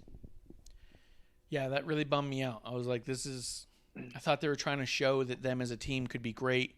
Them as individuals are stronger than you realize. But then they just do shit like this, and you go, okay, well, what for? Now, not only did they do this and make Nia Jax look like a beast, which I get it. Like Grim Reaper says in the chat, she's not like most girls. I hear you. You want her to be a goddamn bulldozer and a steamroller. But then, fast forward a little bit, and we're jumping around here. I'll give you that. We're definitely bouncing around on this show. Charlotte Flair comes out, cuts a promo that I couldn't give two shits about, and I apologize for all those massive Charlotte Flair fans who think this is it. This is the Charlotte I've been waiting for. Okay, well, I didn't care what she was saying. I want a shot at the Raw title. Oh, you do want a shot at the title? Oh, I don't have a match. No. Oh, what? Yeah. Didn't see that coming. You want a title shot at Mania? What? This is groundbreaking. Well, so you have Charlotte come out, say the same shit she says every fucking year, which is fine. She's fine. She's a good talent. Like Shayna comes out because they're going to have a match. What? She's like Santa Claus. You know when she's going to come out and do the same thing. Yep, here we go. And she even said, she goes, I came back to be Asuka's partner, not to win the titles. You're like, really? Because you won the title and then dropped Asuka. So you got a real funny way of showing it. So, I don't know. Yeah, I didn't come here to fuck out of here. So she has a match with Shayna. And to open that match up, Nia Jax bulldozes Charlotte and Shayna Baszler gets the jump on her. They're beating the piss out of her. If it was Miz, it would be Turd, but we'll get to that. Just beating the piss out of her. And then they come back from commercial break. Charlotte fucking dominates the rest of the match and wins. And you're like, okay, so Nia Jax can steamroll and murder Naomi. Nia Jax plus Shayna Baszler can't get one over on Charlotte. The fuck? Kev, what'd you think? Did you love this? No, I hated it. Hated everything about it. Yeah, I don't know. I mean, the only thing I can say, trying to stay positive, is I like when Charlotte wears a black robe. That's about True. it. True, she got a nice black robe. But yeah, I mean, then especially watching it in sequence, you see, like you said, Naomi get her ass kicked by Nia. Yeah. And then, the whole thing with Charlotte and everything like that. Was that match, the Nia Naomi match, was that just to make Charlotte look better? Right? That's what I'm saying. And then if so, which it's glaringly looking like it is, it just makes me not like Charlotte that much more. Why does Charlotte need to be protected so bad? We literally have to dominate someone who's not involved in the story. Yeah. That's what I mean. Maybe someone in the back is just obsessed with Charlotte. It would make Charlotte look even better if we beat the shit out of Naomi for no reason. Naomi's like, what? Wait. We love Naomi. Did you? What? And Nia's like, I love that. Count me in. Yeah. The fuck. Well, that was that. And I mean, I could so care little. Like, I mean, the Raw Women's title is such a side note. It's a footnote. So it's irrelevant. not even a side note at this point. Yeah, it's so irrelevant right now. Yeah, and then they're going to have to give it to Flair because you've literally destroyed your entire roster to get her there. Mm-hmm. I don't get it, man. I'm not a fan of that. I don't like that. I wish it was more interesting than that. I wish it wasn't so transparent, but it's what it appears to be. And nothing would make me happier at the end of this than to take a shot of Old Crow and eat some crow on that one. I'd love to be way wrong. If Charlotte does not have a title match at this fucking Mania, I'd love it. Not because I don't think Charlotte's just because of the story of it all. Go ahead. Well, exactly. And that's, once again, with the whole Sasha and Bianca thing, that there's no storyline here. I think with this, they're going to bank on the storyline of, Charlotte ending the streak. And, we have history, this and that, blah, blah, blah. And I'm not interested in any Charlotte versus Asuka match at Mania. I'm not. 100%. I'm not. Unless Asuka wins, and then, like you said, feed us the shots of Old Crow, cool. Yeah. Let's do it. But is that going to happen? Serious question. Has anyone had a match with Charlotte at Mania and been better on the other side? Becky. Arguably the only person you can say that about is Becky. Yeah. But that's because Becky Ronda's got the never win come over back. Ronda. Yeah. Ronda never came back, which, so that's neither here nor there. You can't really knock Charlotte for that. She didn't drive Ronda out of the company. But arguably the only person who's better on the other side after a Charlotte match has been Becky, and she pinned Ronda in that match. So it's almost like Charlotte took herself out of the equation there. Grimm's in the chat. Oh, let's see. How does Rhea Ripley fit into all of this? She doesn't. Get that out of your head, man. Get your head out of your ass. Rhea's not happening. Quit trying to make Rhea happen. No, I'm just kidding. I'm just joking. He says, I also have clips that, and it goes viral where it's like, this dude hates Rhea Ripley. I'm like, oh, man. Grimm's like, how does Rhea Ripley fit in all of this? Does she debut at Fastlane and challenge Charlotte to a rematch grudge match from last year's WrestleMania? No title situation. I wouldn't care if she did. That doesn't interest me. I feel like what does Rhea come back for? I mean, Rhea versus Charlotte doesn't feel like a good thing. Again, Grim, answer me this. Who's been better after losing to Charlotte? Who has not had to completely rebuild after losing to Charlotte? She's not a star maker. She's a star crusher. She's like the Death Star. She's blowing up Alderaan every chance she gets. I'm just kidding. I'm not trying to shit on Charlotte. I'm joking around, but I am saying, can anyone name me someone who, after a Charlotte match, career was launched after that? Because I feel like everyone's having to rebuild after every Charlotte match. And that's a tough situation to be in. So I don't want Rhea anywhere near Charlotte right now, not unless she's going to dominate and win. And then you go, oh shit, Rhea Ripley's not here to play around. She's not here for that goofy shit. Comes back for brutality, of course, yes. But then what happens when she loses? Then you're back to like, okay, put her on main event with Liv Morgan, one-on-one, her and Dana Brooke. I think Liv Morgan and Dana Brooke are fantastic talent. And somehow they're not up any higher, but they've had their matches with Charlotte, and what did it do? They've had to rebuild. Every time it's like, hey, put them in the ring with Charlotte, they're gonna get better. It's always like, oh no, put them in the ring with Charlotte, and then back in the sandbox. Has Charlotte lost that Mania? Just the like, I know one? the triple threat. Yeah, just the triple threat, but she didn't take the loss. Yeah. She's won every other. She didn't win, but she didn't lose. Type of thing. Correct. And she was crying ringside like she just lost her house.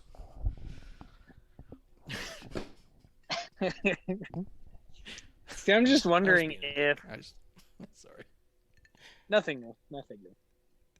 I'm just wondering if they will actually give Asuka the win, and it'll set up, maybe not next year, but down the road, an Asuka versus Charlotte trilogy. If they did that, I'd be okay with that. If Asuka got the win, I'd say, oh, okay, now we're into some serious storytelling. Now something's happening. But if Charlotte goes to Mania and gets a win, I'm going to not care. It's very hard not at all. To care. Yeah. You know what I mean? Because what's going to happen is whoever they put her up against to lose is going to have to fucking rebuild. No one comes out after losing to Charlotte a stronger person, a stronger character. Maybe backstage it's a different story, but on screen that's what we've been seeing and what I'm led to believe. Yeah. I'm just trying to find the positive in this. 100%. Yeah. 100% I'm trying to also. Going back to Rhea real quick, too, is I hate that they announced that people are coming. I hate that. If Rhea showed up, maybe at a Fastlane or even after Mania, cool. But when they announce, oh, this person's coming, coming soon, and it's like, why? Dude, here's my problem with it, and here's why I think they might even be doing it. Where the fuck do you fit Rhea Ripley into the Raw storyline at all? Because who does she have any beef with? She's got beef with Charlotte, and she has that moment she had with Alexa in the Rumble. You cannot have Rhea come in and have a match with Alexa. No. You can't do that. Because there's no way we're going to accept that this fiend-possessed Alexa is going to lose to Rhea right now. But there's also no way we're going to believe that Rhea Ripley's not here to tear shit up. That's going to be difficult. Yeah. That is going to be a hill to climb. And I don't want to see Rhea come back only to lose to Charlotte. If she comes back and dominates Charlotte and that's her story, I'm here to beat the shit out of Charlotte, and she does it, okay. But then what? Rhea's coming back to tag with Peyton Royce. Just tag with Peyton Royce. Producer says, what if she tags with Asuka? I don't know that I need Rhea in a tag match. I don't know. No, not at all. That's what I mean. Like, I don't know where you put Rhea that makes any sense. But if you don't have Rhea on TV and you want people to know this is where she's at, maybe that's why you start advertising, because you also look at it and say, well, what the fuck do we do with her now? Yeah. I don't know. I don't know. But enough of that. And I'll just note this in the chat, twitch.tv/wrestling on the rocks, if you want to derail the show. Grim Reaper has come up with zero examples of someone being better after a Charlotte Flair match. So I just want to put that weight on Grim Reaper's shoulders alone. He was here to defend her. He did not do that. He's the bad guy, not me. Got real quiet. Got real fucking quiet in the chat, I'll be honest. Real fucking quiet. But thank you for coming. Cheers. Anyone who also wants to be in the chat, get shit upon. Hey.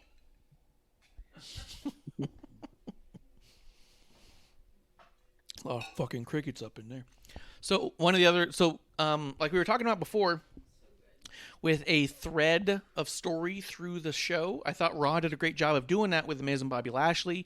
They did have the thing in early on that said, see, that's my contribution, there's no examples. They had the whole thing where, Miz has to defend against Bobby Lashley. And so they had the little counter. It was going. It was like, oh, here it comes. And I remember watching the Sheamus Drew match and seeing the counter. Because like I said, I missed the whole little window there. And seeing the counter, I was like, oh, that's strange. They're going to put Bobby Lashley and Miz at the top of the hour. I was like, that doesn't sound like the match is going to go well for Bobby. Mm-hmm. Like, I was like, I don't know what they're going to do here. And so then they cut to that segment. The Miz has the bubble guts. He is shitting himself in the back, and he's like, I got cramps. I got the Rainforest Cafe. Gugh. I got my Taco Bell Diablo. You know what I mean? You know what I'm saying? All too well. Got going on? Yeah, all too well, my friend. I got my TGI Fridays mudslide happening. Come on. What? I'm saying Miz is like, bleh. So We get it. We get it. Bobby Lashley's not having it. Says, I will literally push turd out of you. I'll kick the shit out of you. Literally. Runs back there. Kicks Miz in the stomach. Knocks him down. And Morrison starts going, can we get a towel? I hate this shit. I love it. Love it. I love it. Kev, there was that segment followed by a segment where they're going to have the match. I mean, not immediately followed, but, so then they pumped the clock to another hour. And, well, let's just talk about the one segment. We'll go through some more stuff. We'll come to that second segment. What do you think about that where Miz is pooping himself? I love it. I love it whenever somebody poops themselves. Doesn't Morrison call Makes for himself great Johnny TV. Drip Drip? Oh. Yep. Well, Oh. what? Foreshadowing. That's foreshadowing. That would have been hilarious. He looks at Miz. He's like, oh, Mizzy Drip Drip. Yeah, Mizzy Drip Drip. Ah. Legendary. But first off, I hated the counter. I hated that thing so much every time they showed it. I just felt like it didn't need to be there. But, I thought it was a cool heel thing for Miz to do. Like, I'm not feeling good. I wanted him to say, oh, card subject to change. Go, Morrison. you take my spot. Yeah. But, like I said, I think it was a great heel thing to do. Him just trying to weasel out of the match. And, yeah, I don't know how far we're going if we're just going through the whole thing because even when they had the first match. Oh, okay. Yeah, we'll get to the first match in just a minute. Let's talk real quick. Riddle Lucha House Party versus Retribution, followed by Ali defeating Riddle via pinfall. Do you think this is where we're starting to see even more cracks in the foundation here? Are we going to get a breakup of Retribution? I think people are starting to see that when Ali was yelling in the background during the Retribution match. You had Reckoning on the outside shaking her head like, this asshole, this son of a bitch. This dude. Yeah. This dude, am I right? Am I right, guys? Yeah. What do you think? I thought overall both matches were good, but I mean, Yeah. I'm liking the story so far. But what do you want to say about it? Yeah, I don't know if it's the breakup of Retribution because I don't know. I just still feel underwhelmed that they've still never done anything. Yeah, I feel like something more's got to happen with them. I feel like I'm not ready for them to Yeah. break up yet. Yeah. it feels slow moving, and I feel like that a lot of the greatest stuff that they've done as a faction have been off air and on social media and stuff, and I feel like that's an absolute shame. But I don't feel like I'm ready for them to break up personally. But maybe it's just because I see so much potential there with that group. The talent is so good, and they clearly have their whole heart in it. I want to see more out of them. But Yeah. But it was 2 great matches by a lot of great wrestlers, so couldn't be mad at that. Yeah, I mean, it was good. I think it's cool because it immediately puts Ali in the U.S. title picture, obviously. Yep. You know, I think it'd be cool, you know, just Riddle and Ali more to do it. But Retribution, I think, I don't want to see them go yet. Like I said, I feel underwhelmed. I want to see something that, you know, it was all about them for the longest time, and then just nothing. And if that's it, then that'd be a bummer. What do you think about this? Because we like to fantasy book. Do you think they could be doing this? Do you think they could be setting up Ali to take the U.S. title off of Riddle with the help of Retribution, only to have Keith Lee show up and ultimately defeat all of Retribution in gaining his U.S. title, and then you see the fallout of Retribution where they couldn't hold on to the title and it breaks them up? I mean, maybe, but because my gut tells me that Keith Lee was supposed to walk away with that U.S. title when he wasn't in the Elimination Chamber.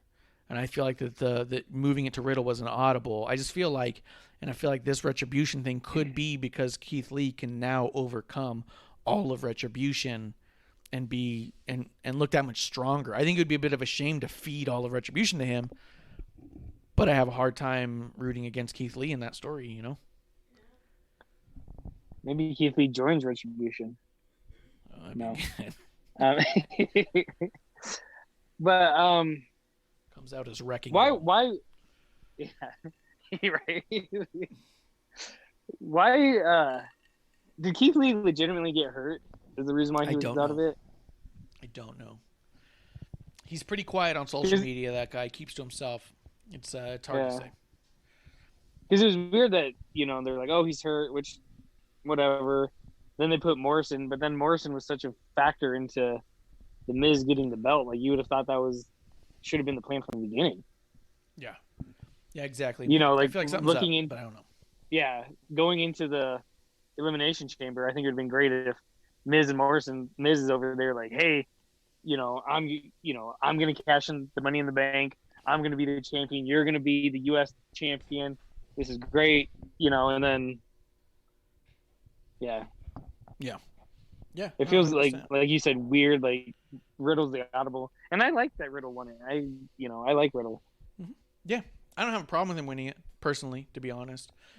And I've said it before that once he's in the ring, I'm bought in. And I always think this is a great match, but there's nothing about his character that makes me like him on promos. I don't like stoner humor, so I don't find him as particularly funny. And there's nothing about his character that makes me go, I want him to win, or hate him enough to say I want him to lose.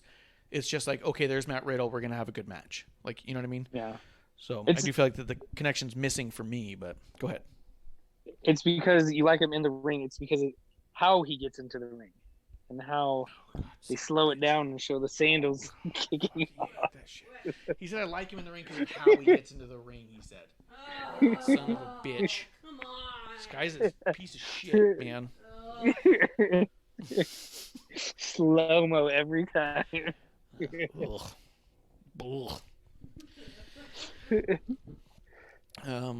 Let's see. So that happened. Let's see. There's a Charlotte. So let's hit the second match now, and then we'll talk about Damian Priest. So the second match with Bobby Lashley and Miz. They start the match. Miz rolls out, runs away as fast as he can, gets counted out, and Bobby Lashley wins by count out. And then that starts that whole thing where MVP is like, no! And Bobby Lashley turns and goes, but I won. It's like, he didn't need to look stupid, but it's fine. I did it, Coach. I did it. I won. Yeah, I won. It's so good. But it was a good segment. It was a good heel shit thing to do. And if you ask me, there was foreshadowing before when they said Miz had the runs. The runs, get it? He's going to run away. Miz has a case of the runs again. That's a twice runs joke, man. If you can recycle a poop joke, you're okay in my book. How great would it have been if Miz is running, like, holding his ass? I gotta go.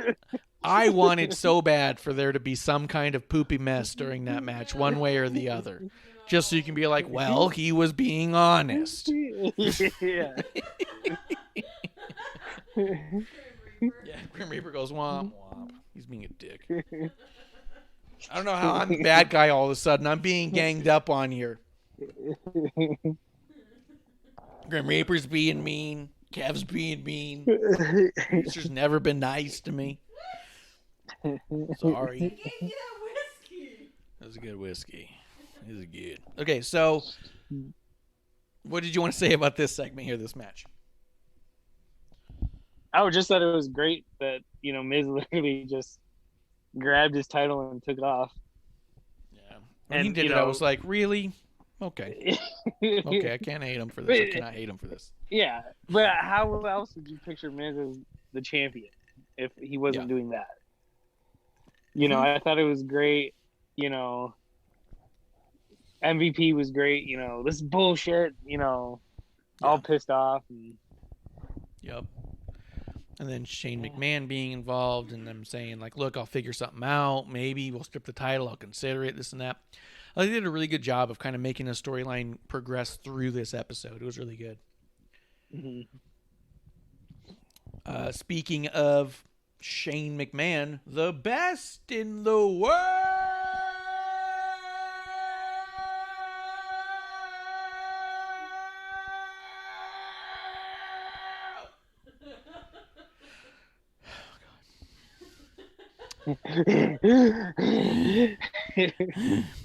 We had the Hurt Business versus Braun Strowman and a partner of Shane McMahon's choosing, and he picked 5-time NWA champion Adam Pearce. What a world. How fantastic. First off, Braun Strowman comes out, has kind of a weird struggling promo. Shane McMahon comes out and just makes fun of him the whole fucking time, ripping him to bits, and you're like, oh my God. This feels like 8 Mile right now, and B Rabbit is laying it on thick. It was crazy how bad Shane McMahon was willing to make Braun Strowman look through words alone. But they did it. They did it, and then he goes, I'm going to tag you up with 5-time NWA World Champion Adam Pearce. Adam Pearce tags with Braun Strowman for the world title, the world tag team titles against MVP and the Hurt Business. Braun Strowman beats the shit out of Shelton Benjamin and Cedric Alexander. Like they had no business being in the ring with him. Shane McMahon gets up on the ring apron and he's like, tag me, tag me, tag me, tag, tag, take it, tag, tag, take it, tag, tag, tag. And Braun goes, what? You want me to tag? He goes, yeah, tag me, tag me, tag me, tag. So he tags in Adam Pearce. Adam Pearce rolls on in. He gets rolled up. That's right.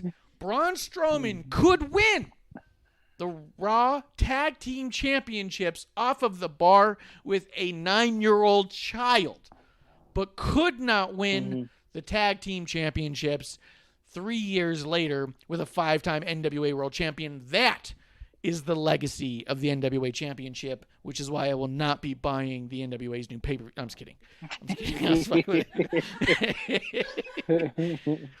But Adam Pearce goes in there, loses it all, still in his suit, and then rolls out, leaves, and Shane McMahon and Braun Strowman spit at each other, and we're off to the races. We're definitely getting that at WrestleMania. Kev, what did you think of all this? I didn't like how Braun Strowman obviously just dismantled the Hurt Business, and they got these hands. I thought, yeah, they got him. But then I thought it was hilarious that he tags in Pierce and he gets rolled up and loses. But then I'm not interested in Braun Strowman versus Adam Pearce in any capacity. No, we're gonna get Braun Strowman versus Shane McMahon. But no, well, I thought he said that Adam Pearce was going to get these hands if they lose. I think they're all getting his hands. Everyone's getting fisted by Braun Strowman. No, come on. What? What'd I say? I think we're going to get Braun Strowman versus Shane McMahon, dude. Yeah. I mean, I could see it. But I also think this is a weird story. I don't know where you go with it. I don't know how Braun Strowman looks better if he wins. You know what I mean? yeah. If he beats Shane McMahon, okay. I don't know that puts him in a better position. And if he loses to Shane McMahon, what the fuck are we doing? It's just weird. Yeah. Graham Reaper says, talk about hurting the Hurt Business. I I mean- did not think it made them look great. No, not at all. But do you think Shane has a beast in his pocket, if you will? Dabba-Kato, Like, maybe. Yeah. Because that was his dude. Remember they brought him out after Raw Underground went away? And he goes, Yeah. this is my guy. You're going to be seeing him. And then we never saw And then him. we have it. yeah. Yeah. Because I was thinking of Almost for a second, but yeah, Dabba-Kato. I mean, I think that would be. I think. Oh. Actually, Yeah, it's probably Shane and Braun at Mania, and then Dabba-Kato steps in. it's probably Shane and Braun at Fastlane. And Dabba-Kato and Braun at Mania. See, I was Dabba-Kato could thinking go that, over on but Braun. would that be? Yeah, but would that be interesting at Mania? It would, because you'd have two monster dudes, and if Dabba-Kato goes over on Braun, you've made a new monster. And it doesn't Yeah. necessarily kill Braun as a monster as long as you keep making him a monster around other people. And you have them clash a few times, you know what I mean? And maybe he gets one over. Maybe they start teaming. Maybe they become the tag champions. They could be the women's tag champions. I don't know. You could do all sorts of stuff. But I'm saying, Take all the belts. take them all. They could be the new Kenny Omega of the tag team division. Oh, maybe this is when everyone finally gets their wish and Adam Cole comes up. Adam Cole comes up. He Yeah. defeats both of them in a handicap match. yeah, exactly. Yeah. I mean, I also think it's funny, just as a quick side note, I won't even get into it, but the idea that Kenny Omega is a belt collector and has not won a second title is still kind of funny to me. But, because everyone's like, oh, he can collect this title and that title. I was like, first off, he needs a second title. He's not collecting Yeah. anything yet. He's just a He's still standing champ. Kenny one strapped. Yep. He can't do what Bailey did, I'll tell you that.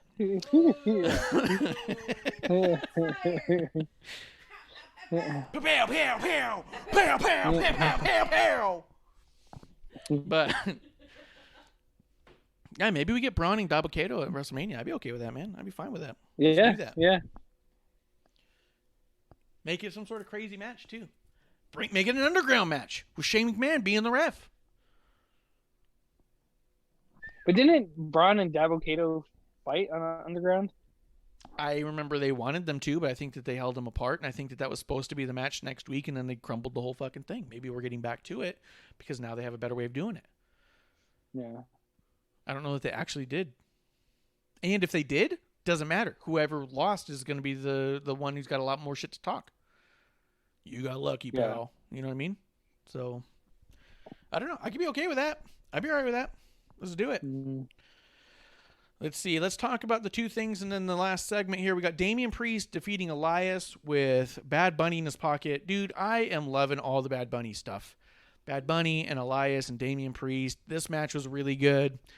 I have no problems with any of this going on. What do you think about all of it? No, I liked it. I liked that Elias was trying to get a duet with Bad Bunny.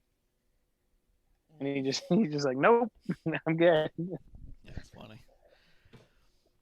Good stuff. No, he made a Tom Brady joke. Elias.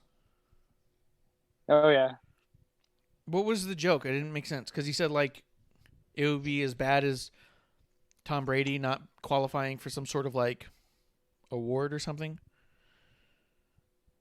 No, I thought it was Corey made the reference to Tom Brady and Patrick Mahomes. No. Elias made a sports joke, and I thought it had to do with Tom Brady. And it said something like, I don't remember. Not okay, because we didn't understand what happened, and since there's no crowd, they couldn't respond. Let me see if I can find it real quick. But yeah, go ahead and say what you want to say about this. Yeah, just that it was, I liked it. I liked the whole backstage promo and stuff like that. Damian Priest and Bad Bunny, they, got some good chemistry together. It doesn't seem like forced like Elias and Riker, right? That's his name. Yeah. Like it just seems natural, and the match was good. I'm still curious to see how long Bad Bunny's going to hold the 24/7 title. Do you think he holds it all the way to Mania? Bunny? Yeah. I don't see why they would have him drop it, to be honest. He's so good with those. Oh, there it was. Oh, man. Okay, the Universal Truth was snubbed from the Grammys and equated it to Tom Brady not being at the Slammies? That's not right. It was a totally different award. I didn't know what the fuck they were talking about. All right, well, whatever. Forget it. Tried to do it. I couldn't do it. Fuck I it. do remember that now that you say that. But I don't remember what it was. Because I remember Elias talking about the Grammys.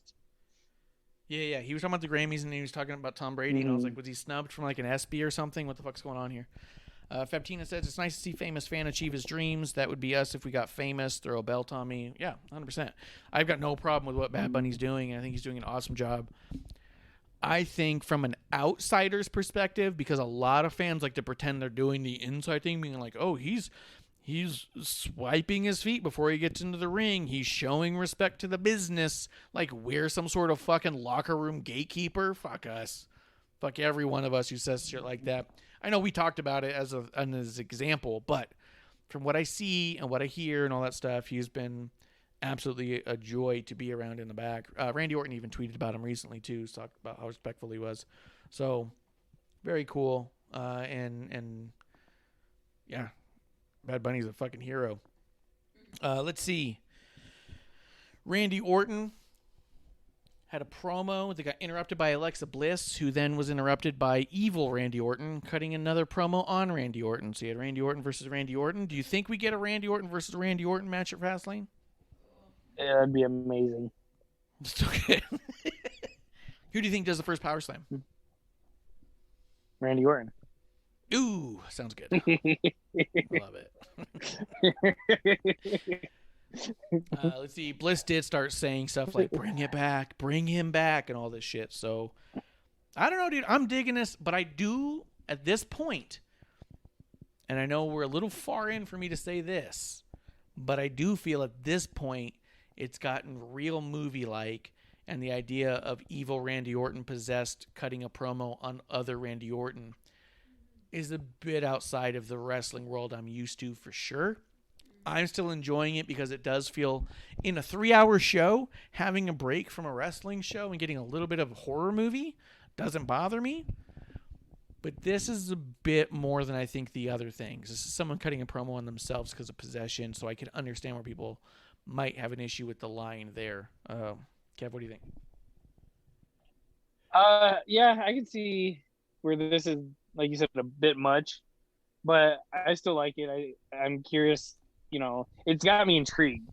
I've never once during this whole Fiend or in Alexa thing been like, oh, well, that wasn't that good.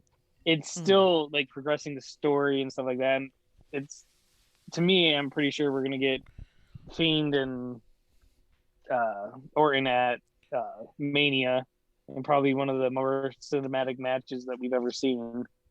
Yeah, I think we're definitely going to get a cinematic Firefly Funhouse type match out of this.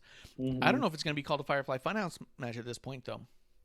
I think they're going to give it a crazier name because I think that they set the precedence with Firefly Funhouse, and I think setting the Fiend on fire and raising him from the dead is going to be a whole other thing. Fabtina to say it was a bit much for me, even as an Norton fan. Love everything else that Alexa has done. I don't know about this second Randy though. Yeah, and that's what I mean. Like watching this, I was like, okay, this is a bit into the sci-fi realm this is a bit past typical wrestling. I mean, and it's been past typical wrestling for a long time. Yeah. But having Alexis say "let me in" and it was Bray's voice was one thing, and the disappearing and changing clothes and all that's one thing. But this is literally like two Randys eye to eye, and I was like, The only thing I think that would have been better if Randy just did the promo himself. Like he all of a sudden became possessed. oh, And he was yeah, that could be there, better. you know, talking instead of him seeing himself on the screen. I thought that, yeah. I think if Randy was just sitting there, like, giving the promo, and all of a sudden he kind of snaps out of it, and then he's like, "Hey, what's going on?" I also think that Randy just choking and puking because of it was weird. I think that I would have gotten more. I might have been a little more heightened there if Randy like punched the screen. If while the Randy is cutting the promo, he just gets like no and fucking just like smashes the screen. But maybe you even still hear the Randy promo still happening because it's not going to stop it because it doesn't matter because it's in your head. I think that'd be good. Yeah. But, whatever it is, I think I'm really excited for wherever it goes, to be honest. Yeah. If I'm being honest. Let's see. I must be honest. Yeah. That does bring us to the last segment. Unless there's anything else you want to talk about on Raw. Not that I can think of. No. I think we've done a pretty good job recapping both the shows this week. As we get to the final segment on Raw, you do have Miz coming out for his second title defense of the night, which means, for anyone keeping count, Miz has defended his title just as many times as Darby Allin has defended his own. Keep that in mind. So Miz defends his title against Bobby Lashley from the MMA. From MMA, Bobby Lashley, my man, Lash-ley, my man, man of the hour, whose balls is sour, The one and only. the one and only. Remember when Bobby Lashley was having his butthole talk like Ace Ventura and getting married to Lana? Mm-hmm. Remember that? Remember how everyone on the internet said, well, this guy's career is ruined. Yeah, he's come a long way. He's definitely come a long way. That's what Lana said as well. But I will say, for everyone who is always saying that anything that happens to any of these wrestlers is career ending and that is it, there is no coming back. Bobby Lashley is your go-to example of there's a way to rebuild no matter what they give you. But there does seem to be a reward in loyalty and hard work. Bobby Lashley in a lumberjack match against The Miz, Mizzy Drip Drip, wins the world title, the WWE World Championship on Monday Night Raw, points to the sign. He's going to WrestleMania. This was an amazing moment. So good. And there were moments where I was like, are they going to do some shit where Bobby doesn't win? They had me confused. They had me questioning. They had me wondering. Yeah. But at the end of the day, they had me cheering when Bobby Lashley won. Go ahead, Kev. What do you think?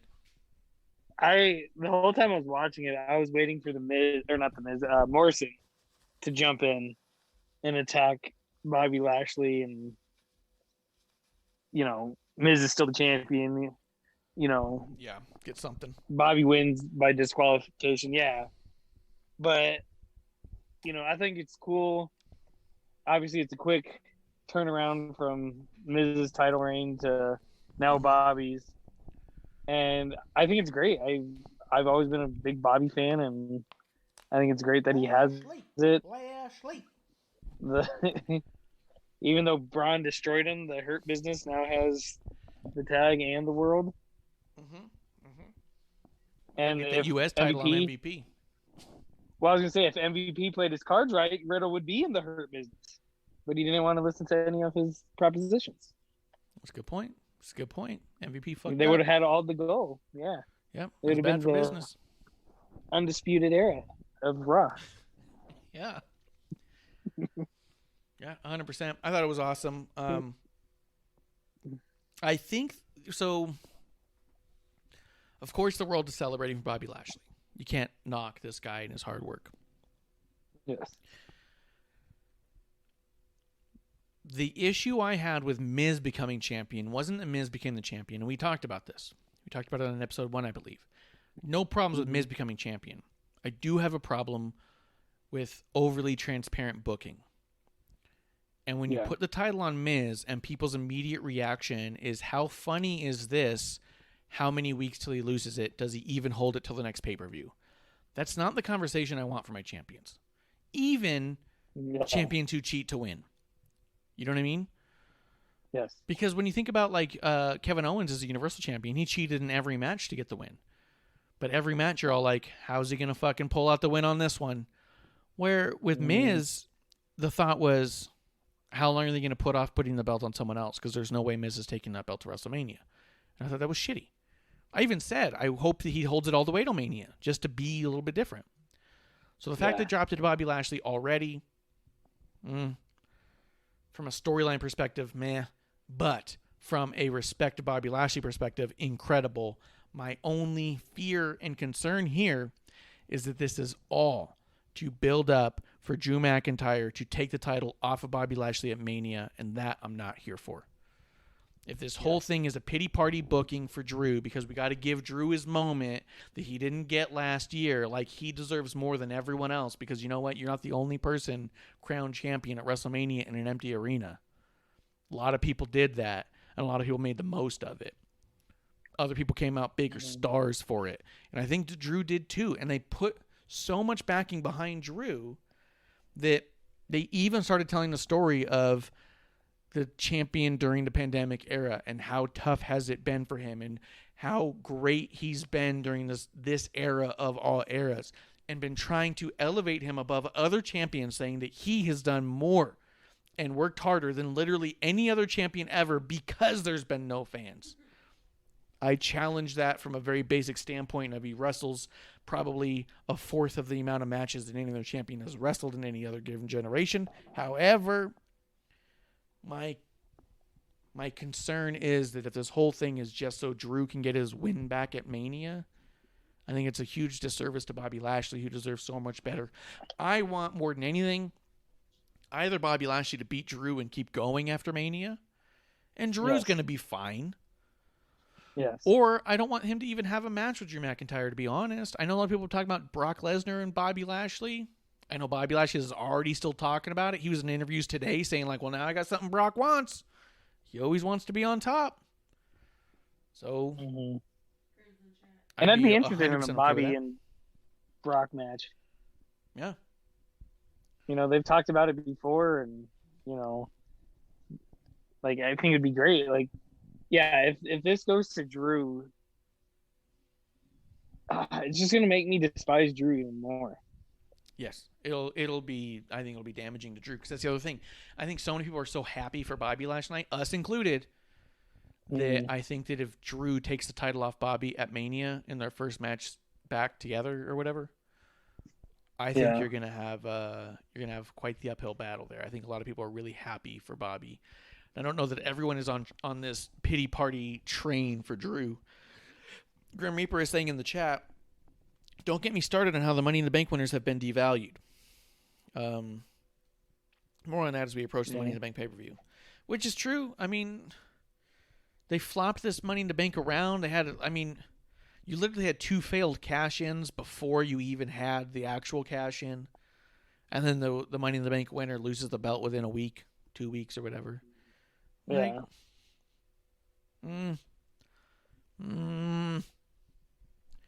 Not loving that, because it does take a lot of shine off the Money in the Bank contract. Where you for a while there, we were thinking about it as a star maker contract. Whoever wins the Money in the Bank is going to be a big thing for quite a while. You know what I mean? Like this was a rocket ship. So I agree. This just goes to show that even somebody like The Miz, who has incredible credentials and has been around for an incredibly long time, forever, this guy has proven time and time again that he deserves to be there. He performs on a high level in everything that he does. 8-day champion. Even if you hate him, he's willing to do some pretty stupid crap. Yeah, I absolutely hate him. But I have a ton of respect for him. Because you can see what he does. You can see that he's been there. You can see he's not hurting people. He's not hurting himself. Like, the dude puts in the work. And you cannot deny that. So, it's... As much as I'm not entertained by him, I can still say he is a top-level athlete in the WWE for an extended period of time. He's been in the WWE longer than The Rock was. He's had a longer tenure than Stone Cold Steve Austin. You know what I mean? Like, he's hanging in there. And he's been overtly hated by most of everyone who watches the product for the entire time. And he wasn't exactly welcomed with open arms when he got there because of how he got there. And he's never said a bad word about that company or anybody in it. So, ton of respect. Loads of respect. As much as I didn't care for him as a champion, I totally don't think he deserved 8-day championship, especially if all that was to protect Drew. If it comes down to, well, we just didn't want Drew to lose it that way, or to Bobby Lashley. Like, why couldn't he have just had a match with Bobby Lashley, lost it there, and then we move forward? If this was all to protect Drew, to give Drew a pity party at Mania, I don't know if it's going to do him any favors, to be honest. Once again, I'm curious to see, first of all, how many fans are going to be at Mania. And I think 25,000 or 30,000, something like that, somewhere in there. Yeah. But without WWE hyping in their own crowd noise, I want to see how many people boo if Drew wins. Yeah. 100%. I'm curious where they go with it. I know Drew obviously wants that, but I don't know. Go ahead, sorry. Yeah. No, I just, I was just thinking about it. And I think if, personally, if I was there, and I'm not speaking for anyone but myself, but if Drew wins, I'd be booing like crazy. Yeah. No, especially with a guy like Bobby Lashley as your holding champion. 100% I want Lashley to get a win there. Because here's the other thing. You guys want to talk about moments and WrestleMania moments. Drew had his. Like it or not, he beat Brock Lesnar at WrestleMania for the World Championship. He posed for pictures. He's gone on record to be like, it may be without very many people, but it's going to go down as a WrestleMania people will remember forever. Okay. He wrote a book. He wrote a book about it. Yeah. He wrote a goddamn book about it. He's had his moment. I'm not saying he doesn't deserve more moments, but I'm saying Bobby Lashley never had a moment. Yeah. Bobby hasn't had a moment. Plus, look how quick they were to get rid of Kofi Mania. Yeah, exactly. So now they're going to do all this just for Drew? Yeah. Like I said, nothing against the guy personally. I don't know him. Never met him. But if he wins at Mania just to have his win in front of crowd, ugh. No. Not happy. And for him still to be considered a face.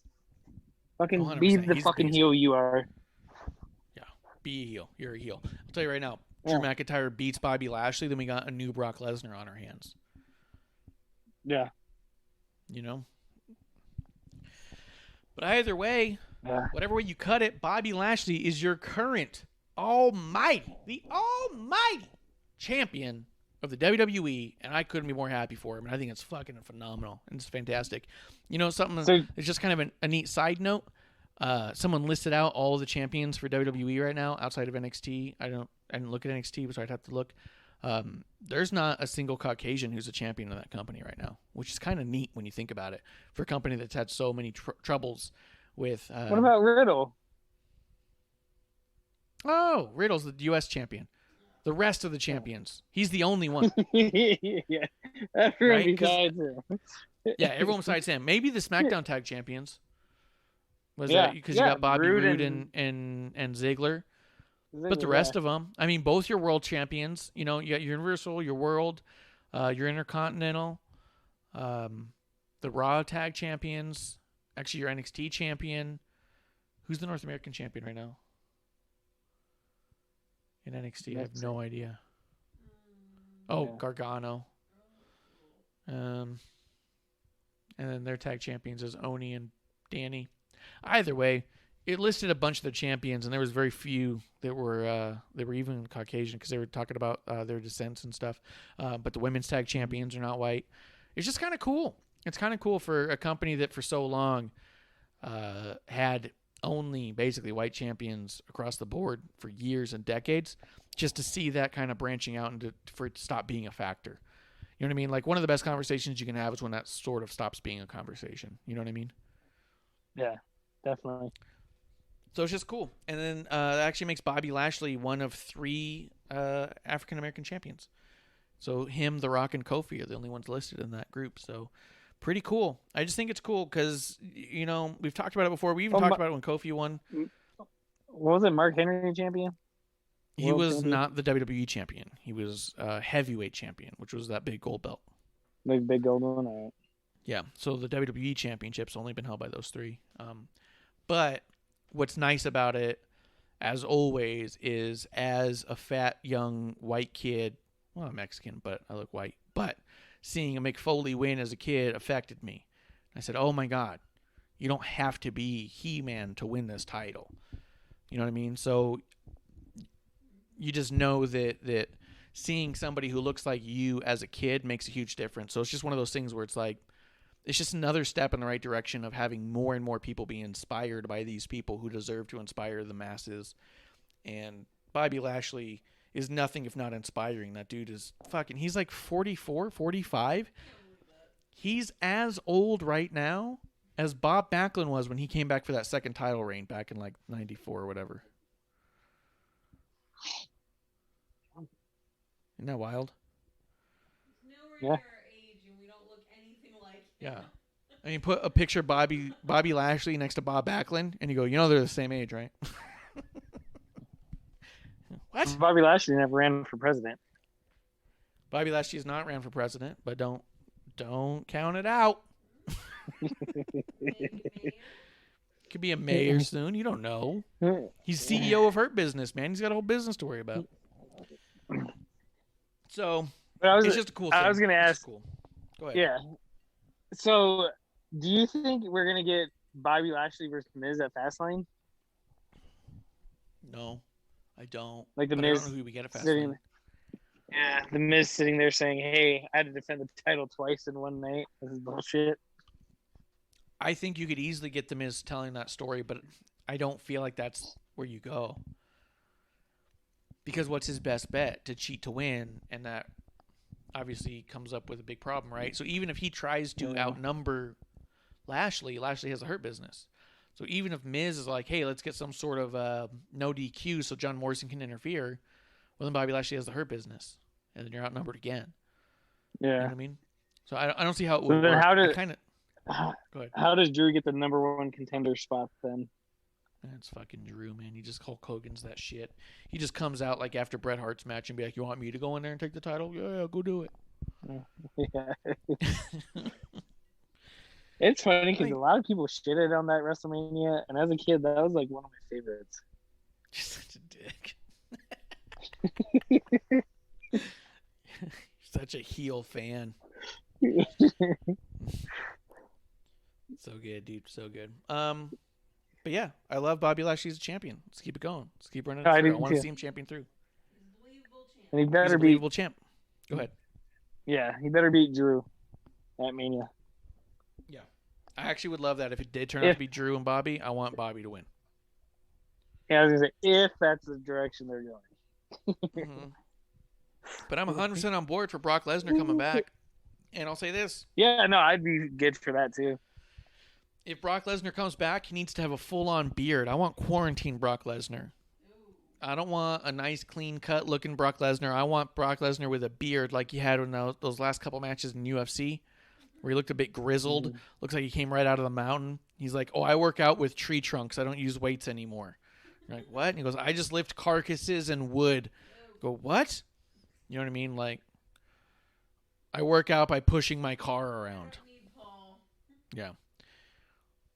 Yeah, I don't even think we would need Paul necessarily. You can just have a stare down between Brock and Bobby Lashley. I think it'd be enough to tell the story. Don't you? Yeah. Oh, yeah. Have them spit at each other. Fuck you, dude. Fuck you. Remember that? Dude, Brock that would have Lesnar been a scream? cool. Go ahead. I was gonna say that would have been a cool match to have Brock go after Roman, even though we've seen it 100 times. But just having Paul in the middle of it. In the middle of which one? Roman and Brock. Roman and Brock? Oh, just in general, Yeah. if they got there? Yeah. Just in general, yeah. I also think that if you had Brock come over on Raw, you could have Paul Heyman on both shows and not be a big issue. Like, I think you could have Brock show up with Paul Heyman and be like, I'm the advocate for Brock Lesnar, but I am the counsel to Roman Reigns, and those two business ventures are not mutually exclusive and do not interfere with one another. You know what I mean? Mm-hmm. I think you could easily do that if you wanted, but I don't think you have to. I think with Bobby Lashley and Brock Lesnar, you got enough meat in the ring to get people to want to see some slapping. Let's get some slapping happening. yeah. You know what I mean? Yes. So, congratulations to Bobby Lashley, champion of the world. May he reign. But I don't think I have anything else to add. Do you? No. All right. I do want to say real quick thank you to the Bustin' Open Nation podcast. They had me on over the weekend and had me assist with Front Row in his interview with Jared Fritz, the NWA referee. And it was a great time, and I appreciate that. And hopefully we'll be back. I was on for one other segment of showing off some collectibles, and I showed off just a few, but definitely not the best I got. So hopefully I can come back and show off a little bit more, do a little more of a collectible flex, as it were. Maybe we'll get you on there, Kev, to show off some of your boots you have. I got boots. You got boots, dude. But thank you to Bustin' Open Nation podcast for having me on. Thank you to Terrible Wrestling Takes podcast just for being out there, talking that shit that you talk. And hopefully we'll do a watch along with Fastlane when it comes up. Kev, I think I'm ready for last call. Are you ready for last call? Let's do it. Let's do it, guys. You can find us at WrestlingOnTheRocks.com. You can find our show on Twitter at WOTR The Show. You can find me at Ref Marsh. Over there, you got Kevlar on the Rocks with an X. Give us all a follow, the like, the reviews, the smashing of the buttons, as it were. Like I said, WrestlingOnTheRocks.com has all of the links to all of the things. Check it out. Get a shirt if you want, because we support pointless aggression. It's what sets our show apart from all these other shows. Guys, I think that's the last call.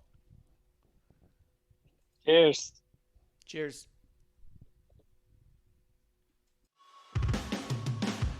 Hey, producer lady here. Thanks for tuning in.